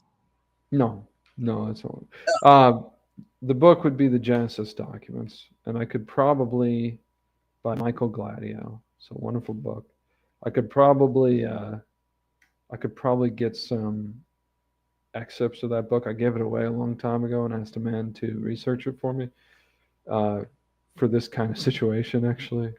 So I could probably just contact him because he's an academic, and I could get some excerpts of that and show him to you if that would help. Like I said, I'm not empirical. I've never been good at footnoting. I'm not ashamed to admit that. That's not my field of expertise.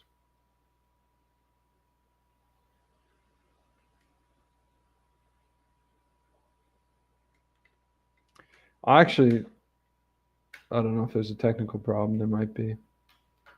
My screen freeze. No, it's fine. I actually think that having been in the publishing world in fiction and in nonfiction, I find that um, the process of using academic sources and scholarly sources ends up directing you into a very particular narrative that really can't be shook up very well unless you go back to primary evidence, which is something that almost nobody is capable of doing. Um, and so I basically reach my conclusions through logical coherence and the things I understand about the world, I use to judge the new information that comes in, which is how most That was people. gonna, yeah, that was gonna be another thing I was gonna touch on too. Is Sure. so I didn't really mean to even get into the Exodus thing, but did you can you link the book that you're talking about, this Genesis narrative or whatever you called it? Is that actually the one that has this evidence? Can you actually link any of these sites or anything that talks about the specific evidence that you're talking about? Because I would be very interested in looking into that. And you Yeah, could link it I'm. into the chat. You could link it right directly into the chat so that I can refer to this video later if you're able to do that. Well, what I was gonna say, if you want more, he just basically comments and footnotes and all that stuff. Want the actual like sources to look into, which I did look when I was reading the book. I went to those sources and read the excerpts and stuff Yeah, like I that. always go to the direct sources whenever I can, because Yeah, so that's I could. the only way you're gonna.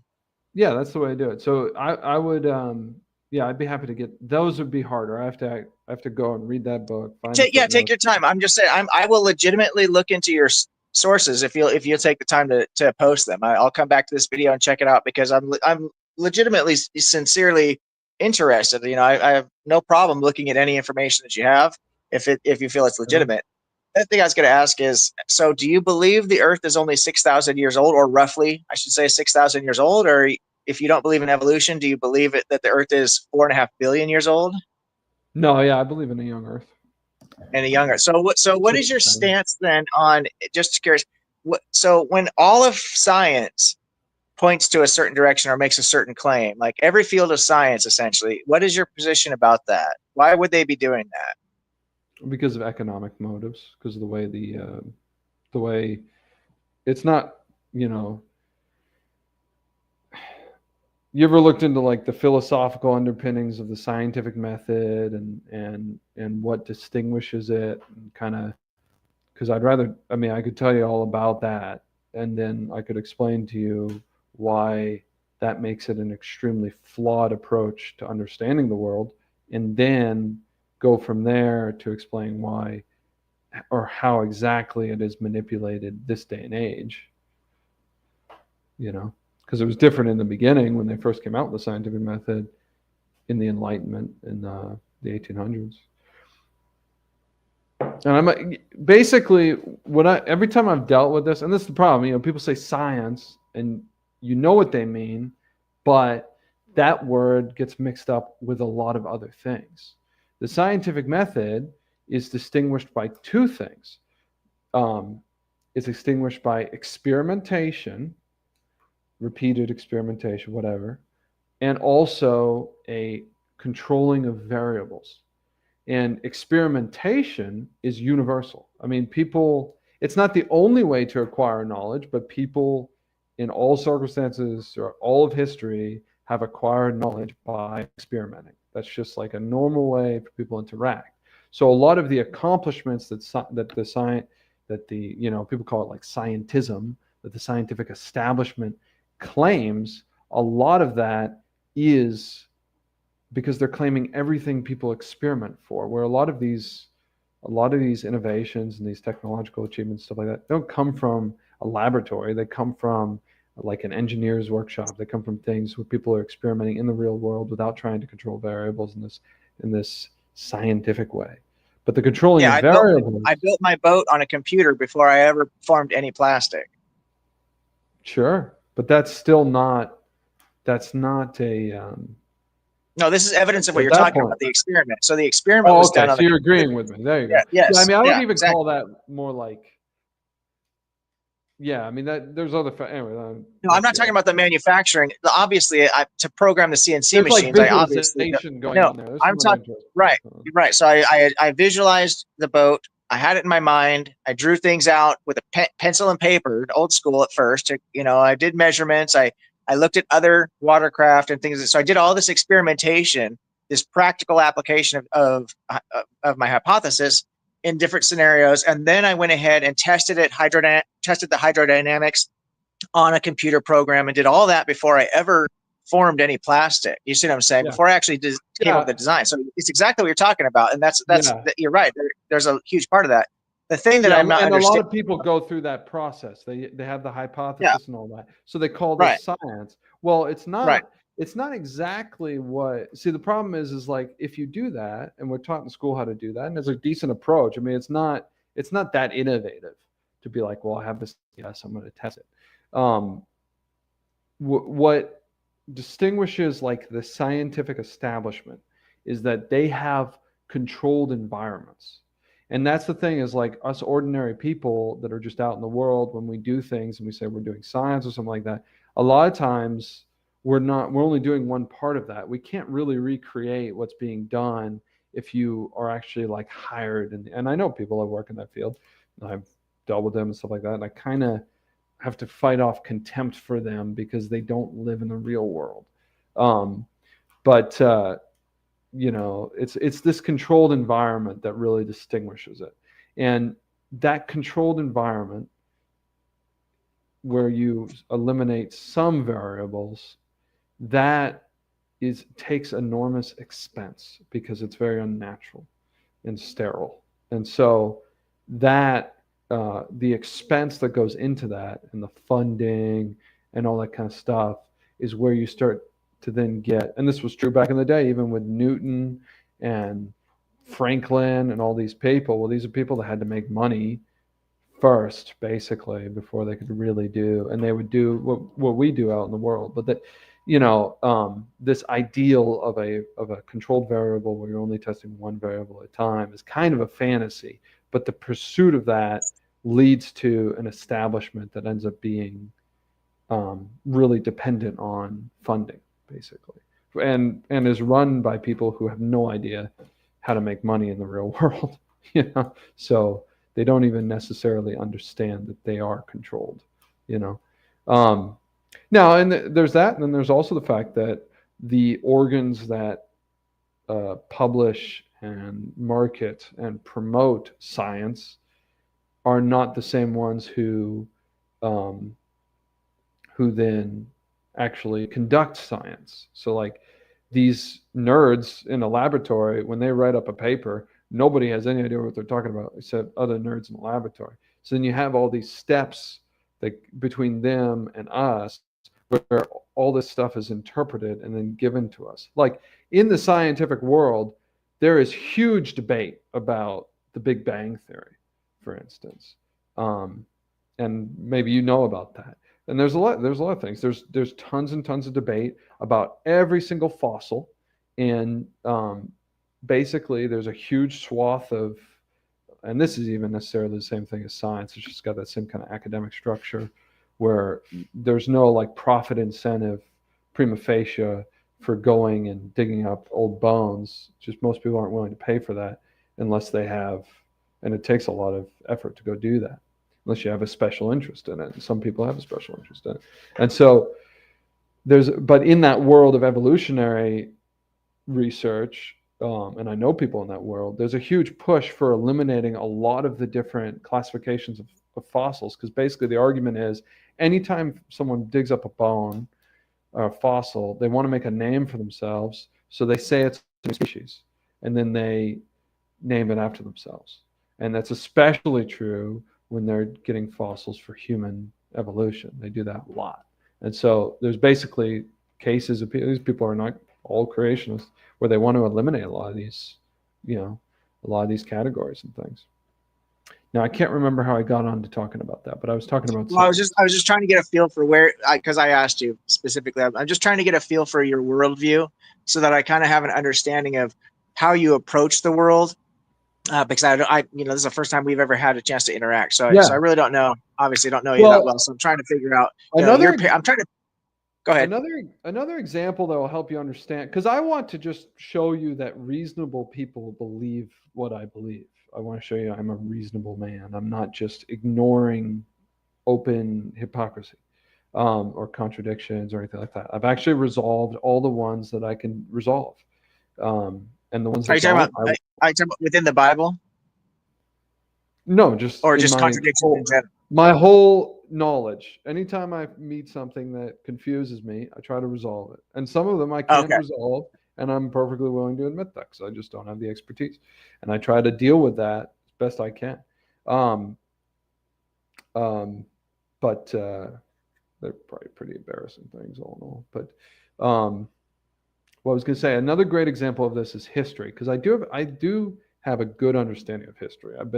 My dad was a historian. His father was a diplomat and a translator for the army, and so history is just kind of passed down to me. Um, the love of it, and one of the things that happened in history in the 1800s is there was this thing called um, I can't remember the term for it, but basically what they said was, and you can read about this in Belloc. They said miracles are not possible, so therefore any piece of historical document that has a miracle recorded in it has to be considered not accurate. And so then historians started not considering those documents when they made their historical uh, writings. Because most of what we read is not the primary source, because nobody can. And then that happened 200 years ago. So what is presented to us when we are pointed to primary sources usually are not those ones that were eliminated, because they have a recording of, for instance, Saint Martin raising a man from the dead or something like that. And so that's why I approach the world philosophically and historically, because I understand that the philosophy that people embraced 200 years ago or 300, 400, 500, the assumptions in that philosophy then determines, by and large, the information that I have access to nowadays. Because if it didn't prove that philosophy, it wasn't preserved. So that's another good example, and that kind of gives you an idea of why, like evolutionary biology and stuff like that, it's easy for me to oppose it, because most of the people Now, involved in it have the wrong are philosophy. you aware that two things? First of all, when it comes to the economic structure, okay, you must be aware that there is a very, very small percentage of people, human beings on the entire globe, that are actually controlling the entire economic narrative for everybody else, right? Oh This is yeah, not, that's the yeah, yeah, problem. okay, yeah, Yeah, okay. So I actually we think both they're agree. dead too. Yeah, Just so you know, I think that the well, ones.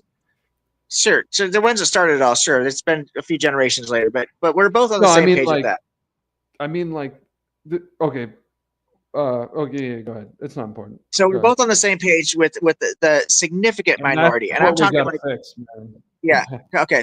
So we definitely have common ground there.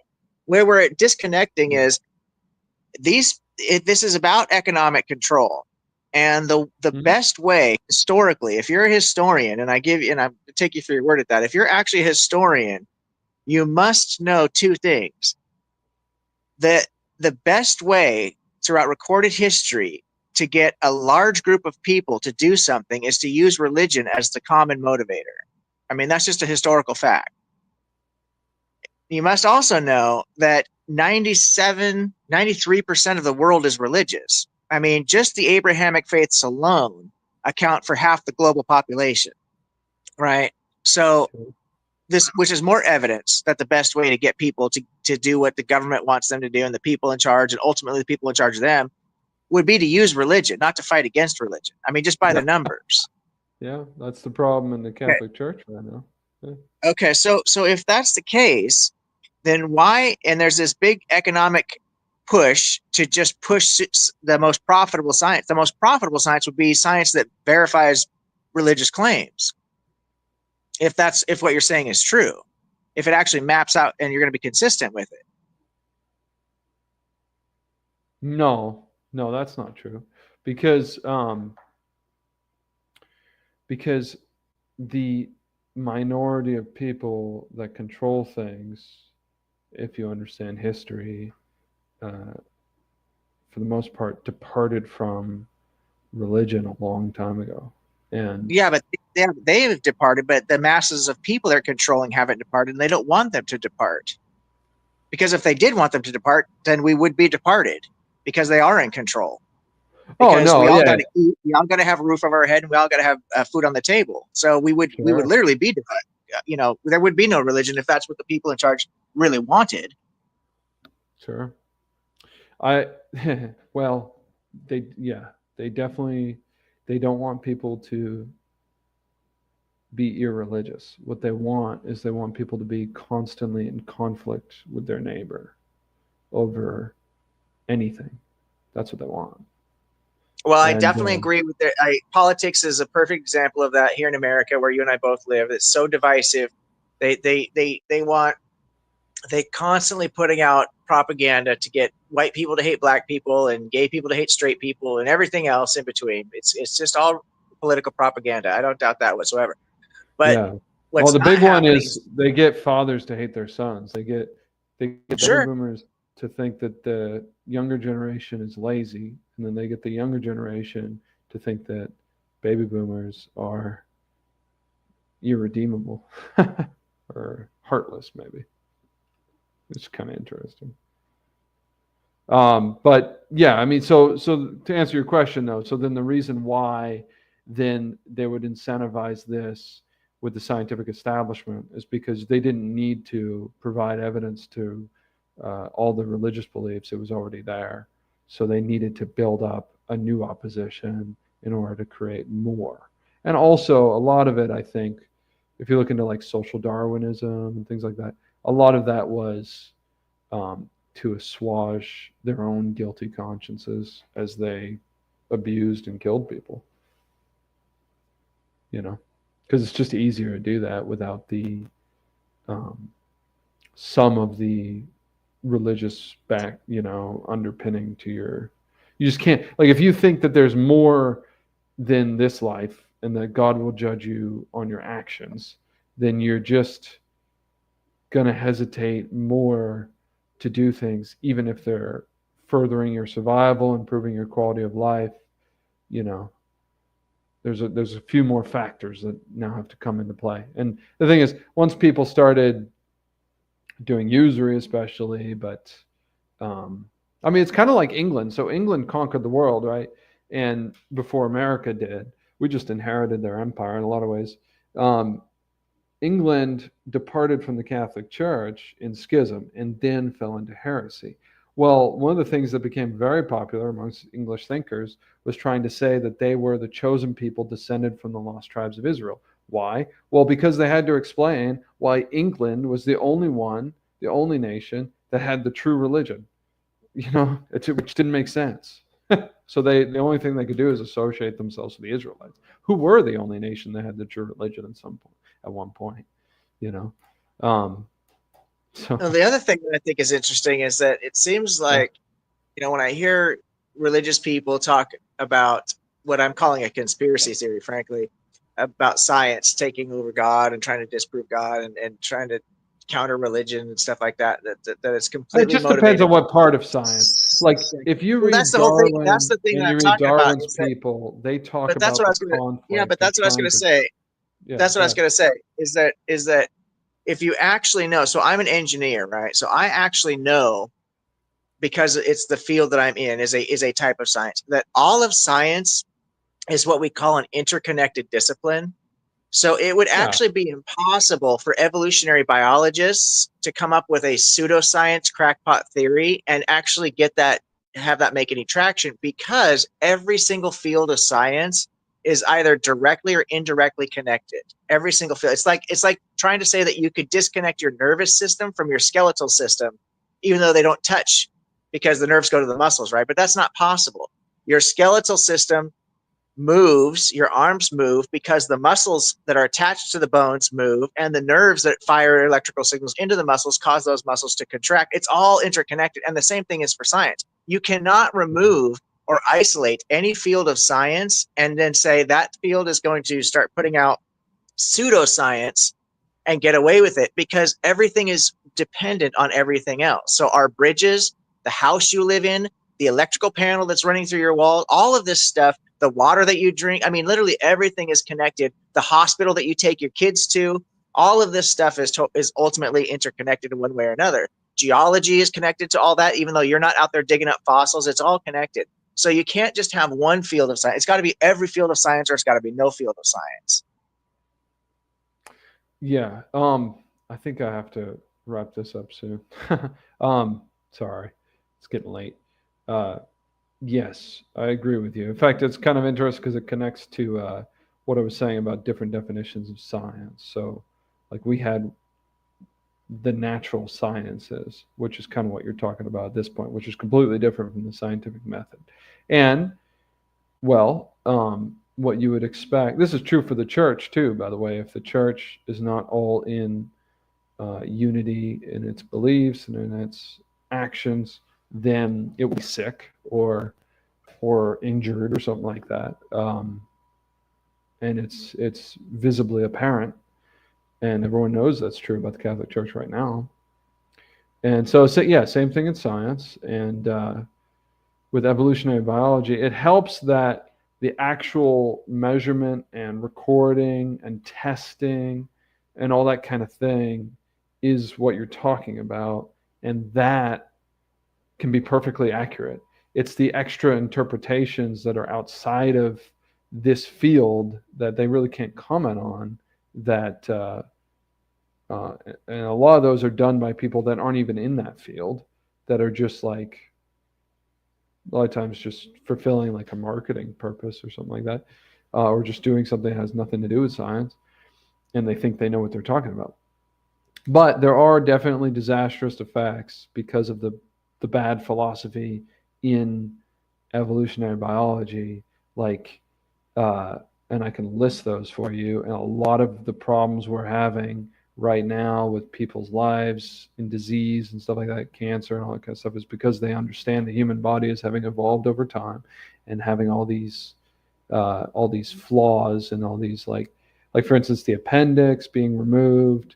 Um, um, that's a big one because when your appendix is removed, it affects you significantly.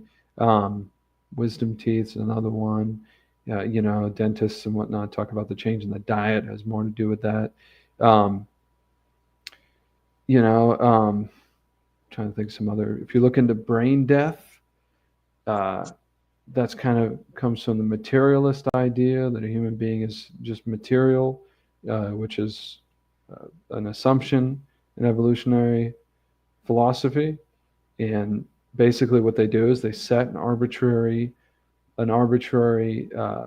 measurement for when you're dead, and I can point you to a guy, Dr. Paul. Can't remember his last name now; it's escaping me. But he's a pediatrician, and he spent his life, and now he's talking about that. But basically, what happens is they declare your brain dead, and then they harvest your organs. Some organs, like a heart, stuff like that, is not useful if taken from an actual dead person. And so some people they harvest these things from are still feeling it and are still, people go to that level of brain activity and then come back and are alive and say, well, I've heard what you said and I felt these things being done to me.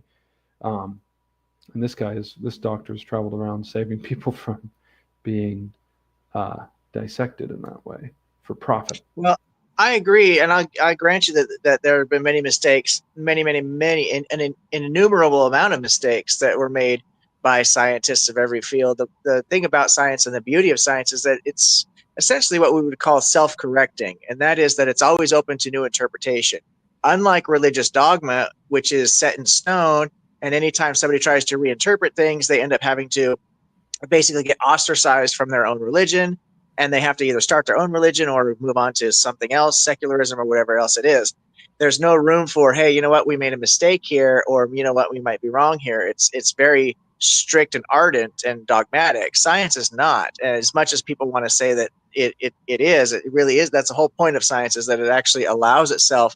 Anybody can do an experiment. Anybody can do an experiment, and anybody could actually publish depending on the validity of their experiment. If you've got the evidence, and I'm living proof of that. The boats have been being built for millennia, thousands of years. And who am I to come along and invent a new type of a boat? It's because these opportunities are open to anybody. And I'm living proof of that, but I know we're getting to the end of our conversation. I very much enjoyed getting to learn about the Catholic Church and to speak with you. As I said before, you seem like a really solid guy. I disagree, obviously, with some things that you said, but at the end of the day, I still think the same thing I thought about you when I came in here before we talked. I think you're a solid dude. You seem like a good family man. You've got a good heart. I can clearly see that. So, like I said, just because we don't see eye to eye on things doesn't mean that I haven't really enjoyed this conversation. Well, I think we should. I'm really excited that we do see eye to eye. That there is a problem that all of us suffer under. It doesn't even matter that you don't believe in the flood. I could care less. I'm just here to entertain you. But just like economically, there's so much money in the world. There's so much wealth, which is different than money, and we live like paycheck to paycheck, and it's because of usury. And I'm glad we agree on that. So, Oh, absolutely. Yeah. If you ever want to have me back on to talk about problems from a scientific standpoint or an engineering standpoint with the flood narrative, I'm happy to do that. I would encourage you now, given I don't know with your position about science, I don't know if you'll take it seriously or not, but the heat problem is a major problem for your flood narrative. The Answers in Genesis has put millions of dollars into trying to prove the global flood, millions of dollars. And they admit fully they can't get around the heat problem. The other problem with the hydroplate theory, there's a number of problems with the hydroplate theory. You can go to any specialty that you want to, but the biggest problem is going to be Newton's third law of motion. I would look into that. If you're going to blast enough material off the planet to make the asteroid belt, then you're going to decimate the planet, because for every action, there's an equal and opposite reaction. I'd look into that. And then as far as the seaworthiness of Noah's Ark, that would take me obviously much longer to flesh out with you. But basically, the nuts and bolts of it is just because you could get a boat, a piece of wood or a wooden craft that's got a 350 cubits by 50 cubits length to beam ratio that would actually float on flat water, doesn't mean that thing is seaworthy. As soon as you start loading that down, you're increasing the downward pressure. And as soon as the downward pressure exceeds the upward pressure, then you're sunk, you're capsized. And you're talking about waves that would be miles high. You're talking about the heat pressure, the heat problem. The Ark would have been incinerated just because of the heat problem alone. But when you start crashing waves that are miles high on top of any boat, a modern battleship wouldn't have survived that flood, according to the narrative. So there's definitely some real science and engineering behind these things. I would definitely. Right. Yeah. Can I ask you ever heard of the miracle of Fatima? I've heard of Fatima. Are you talking about Fatima or however you said it, Fatima? Yeah, I don't know about the miracle of. Okay, go ahead and tell me. Steel man it for me. Everyone, and I mean, it's not a big deal because I know you just say, well, God of the gaps or whatever. But the Fatima is a thing that every Catholic will know about if you talk to them about it. Everyone talks about it. It's one of the most recent apparitions of Our Lady. It's accepted by the church. And it's not actually, it was one of the most publicly witnessed and recorded things that's happened. It happened in I can't remember the date now, but it's like somewhere in the 1910s, I think. But the most recorded one was Our Lady of Good Success was the statue was animated in Ecuador. But this one was very big, and everyone knows about it.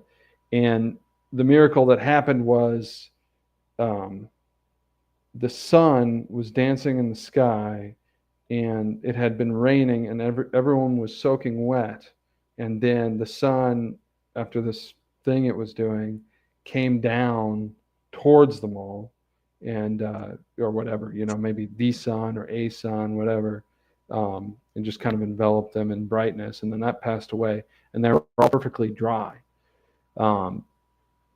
And from what I hear when I talk to scientists and whatnot, the heat required to do that would have incinerated them, to just get rid of all that. Well, yeah, absolutely. Absolutely.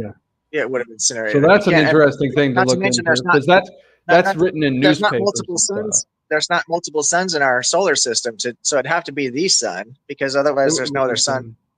Yeah. I mean, I don't know what was happening visually, but they always say the sun, so there was no other sun in the sky that these people could see. Right. But there was like newspaper pictures and stuff. It's very easy to look into.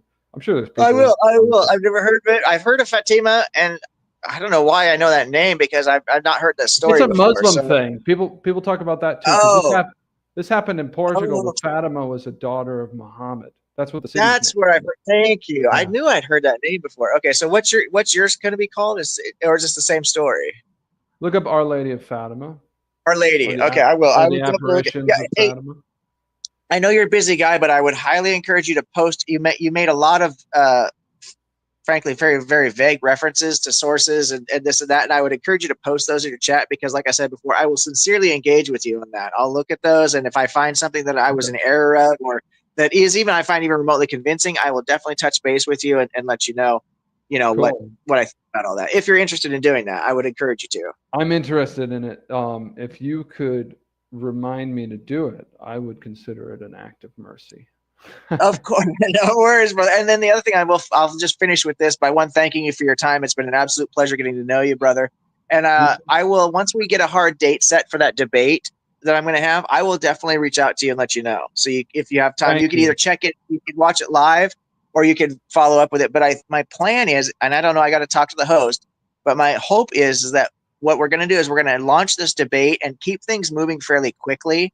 So like 15-minute openings, 10-minute closing, kind of 30-minute cross section, just really quick, which is tough to do into something really complex when you're too pressed for time. But I do want to move it fairly quickly so that Nice. we can engage with the audience. And what I'm hoping is he will open up the panel so that anybody can then jump in instead of just sending questions through the chat, that people can actually get into the live stream and we can all engage together. So that's kind of That, the format that I'm shooting for. So if you're able to attend live, I'd love to have you jump in and maybe voice your opinion about things or whatever you want to do. yeah, I mean that sounds interesting. Yeah, because I'm just an ordinary like dad. I'm a little bit more educated than I should be, and so I'm definitely a better like audience member than somebody who can just rattle off sources and that kind of thing. That's where I shine. I'm just the Catholic people have access to. If that makes sense. Yeah, I can dig it, brother. You can persuade me. That works out better. Anyways, well, God bless you. Thank you for your time, especially since you did this whole thing while paddling a boat. That's impressive. Oh yeah, yeah. I'm a multitasker. No, the truth is I'm actually I don't really put my picture up these days right now anyway because I'm recovering from a major surgery, and Oh, so really? I actually Okay. held it together pretty good through our conversation. I was able to focus and stuff, but I'm having major pain right now. I really need to take some kind of medication. I just hate taking that stuff. But I'm yeah, with you. I had the doctors. I've been going through this for almost 2 years now, and I finally had my final surgery recently, and they said that it's going to be 2 months to a year for recovery, and I'm about 3 weeks out of surgery, so I've got a long road ahead of me. So I just That's don't crazy. picture it because I'm just not feeling it right now. But maybe one of these days. But that is me riding my boat. If you're ever interested or your audience member of checking it out, it's ITSU Wave Master.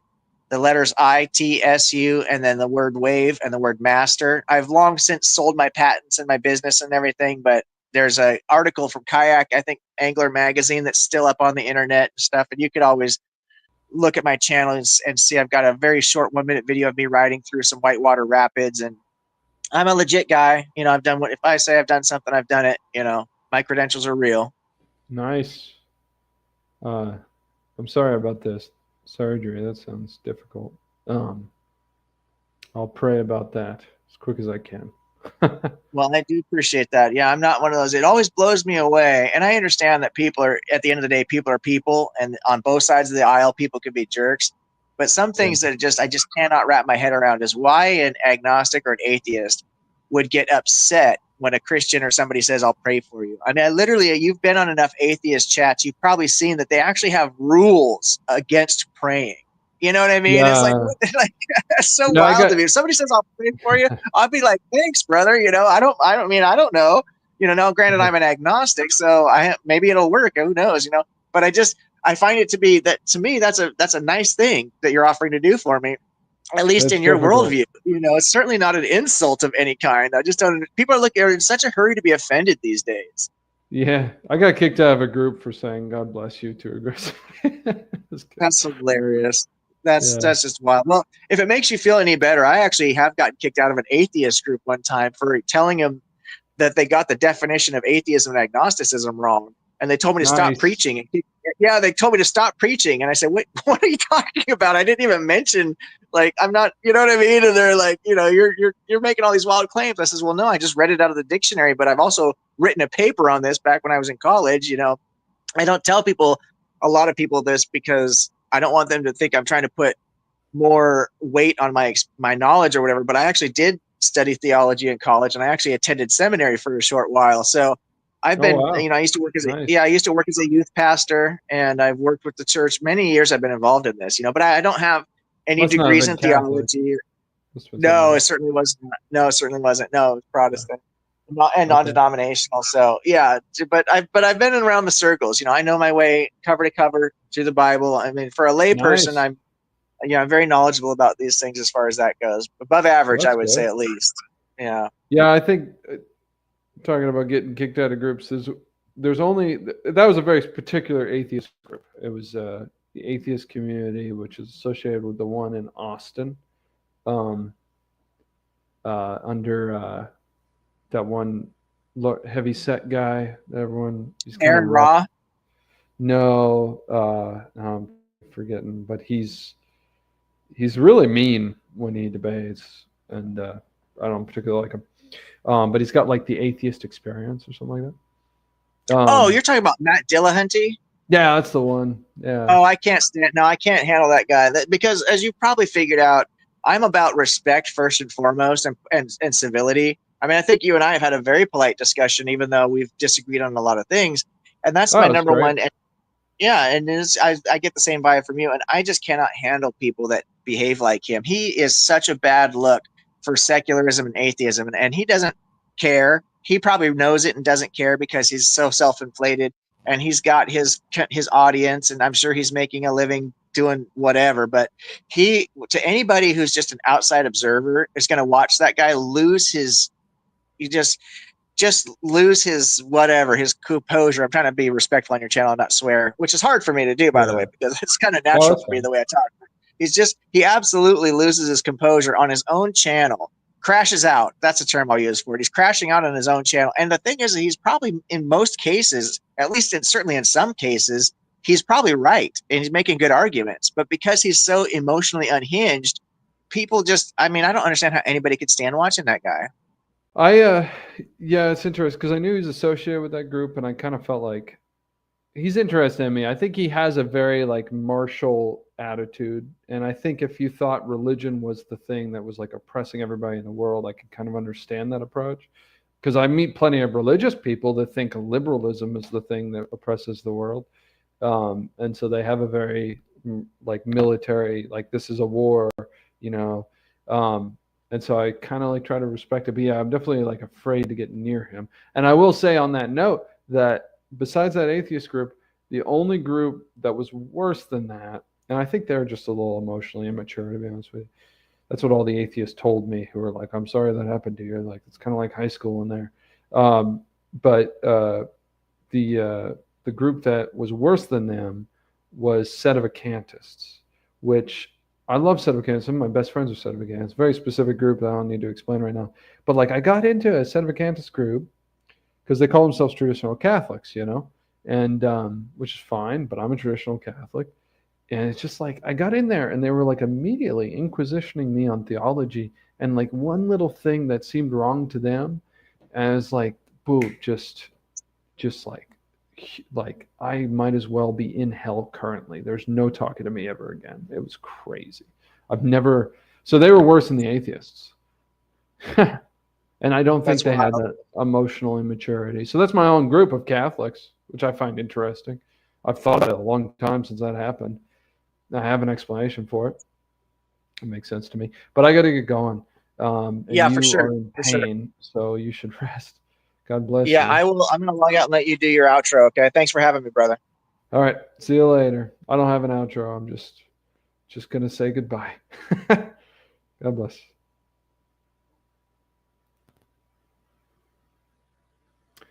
As soon as I figure out the goodbye button, that's not the goodbye button.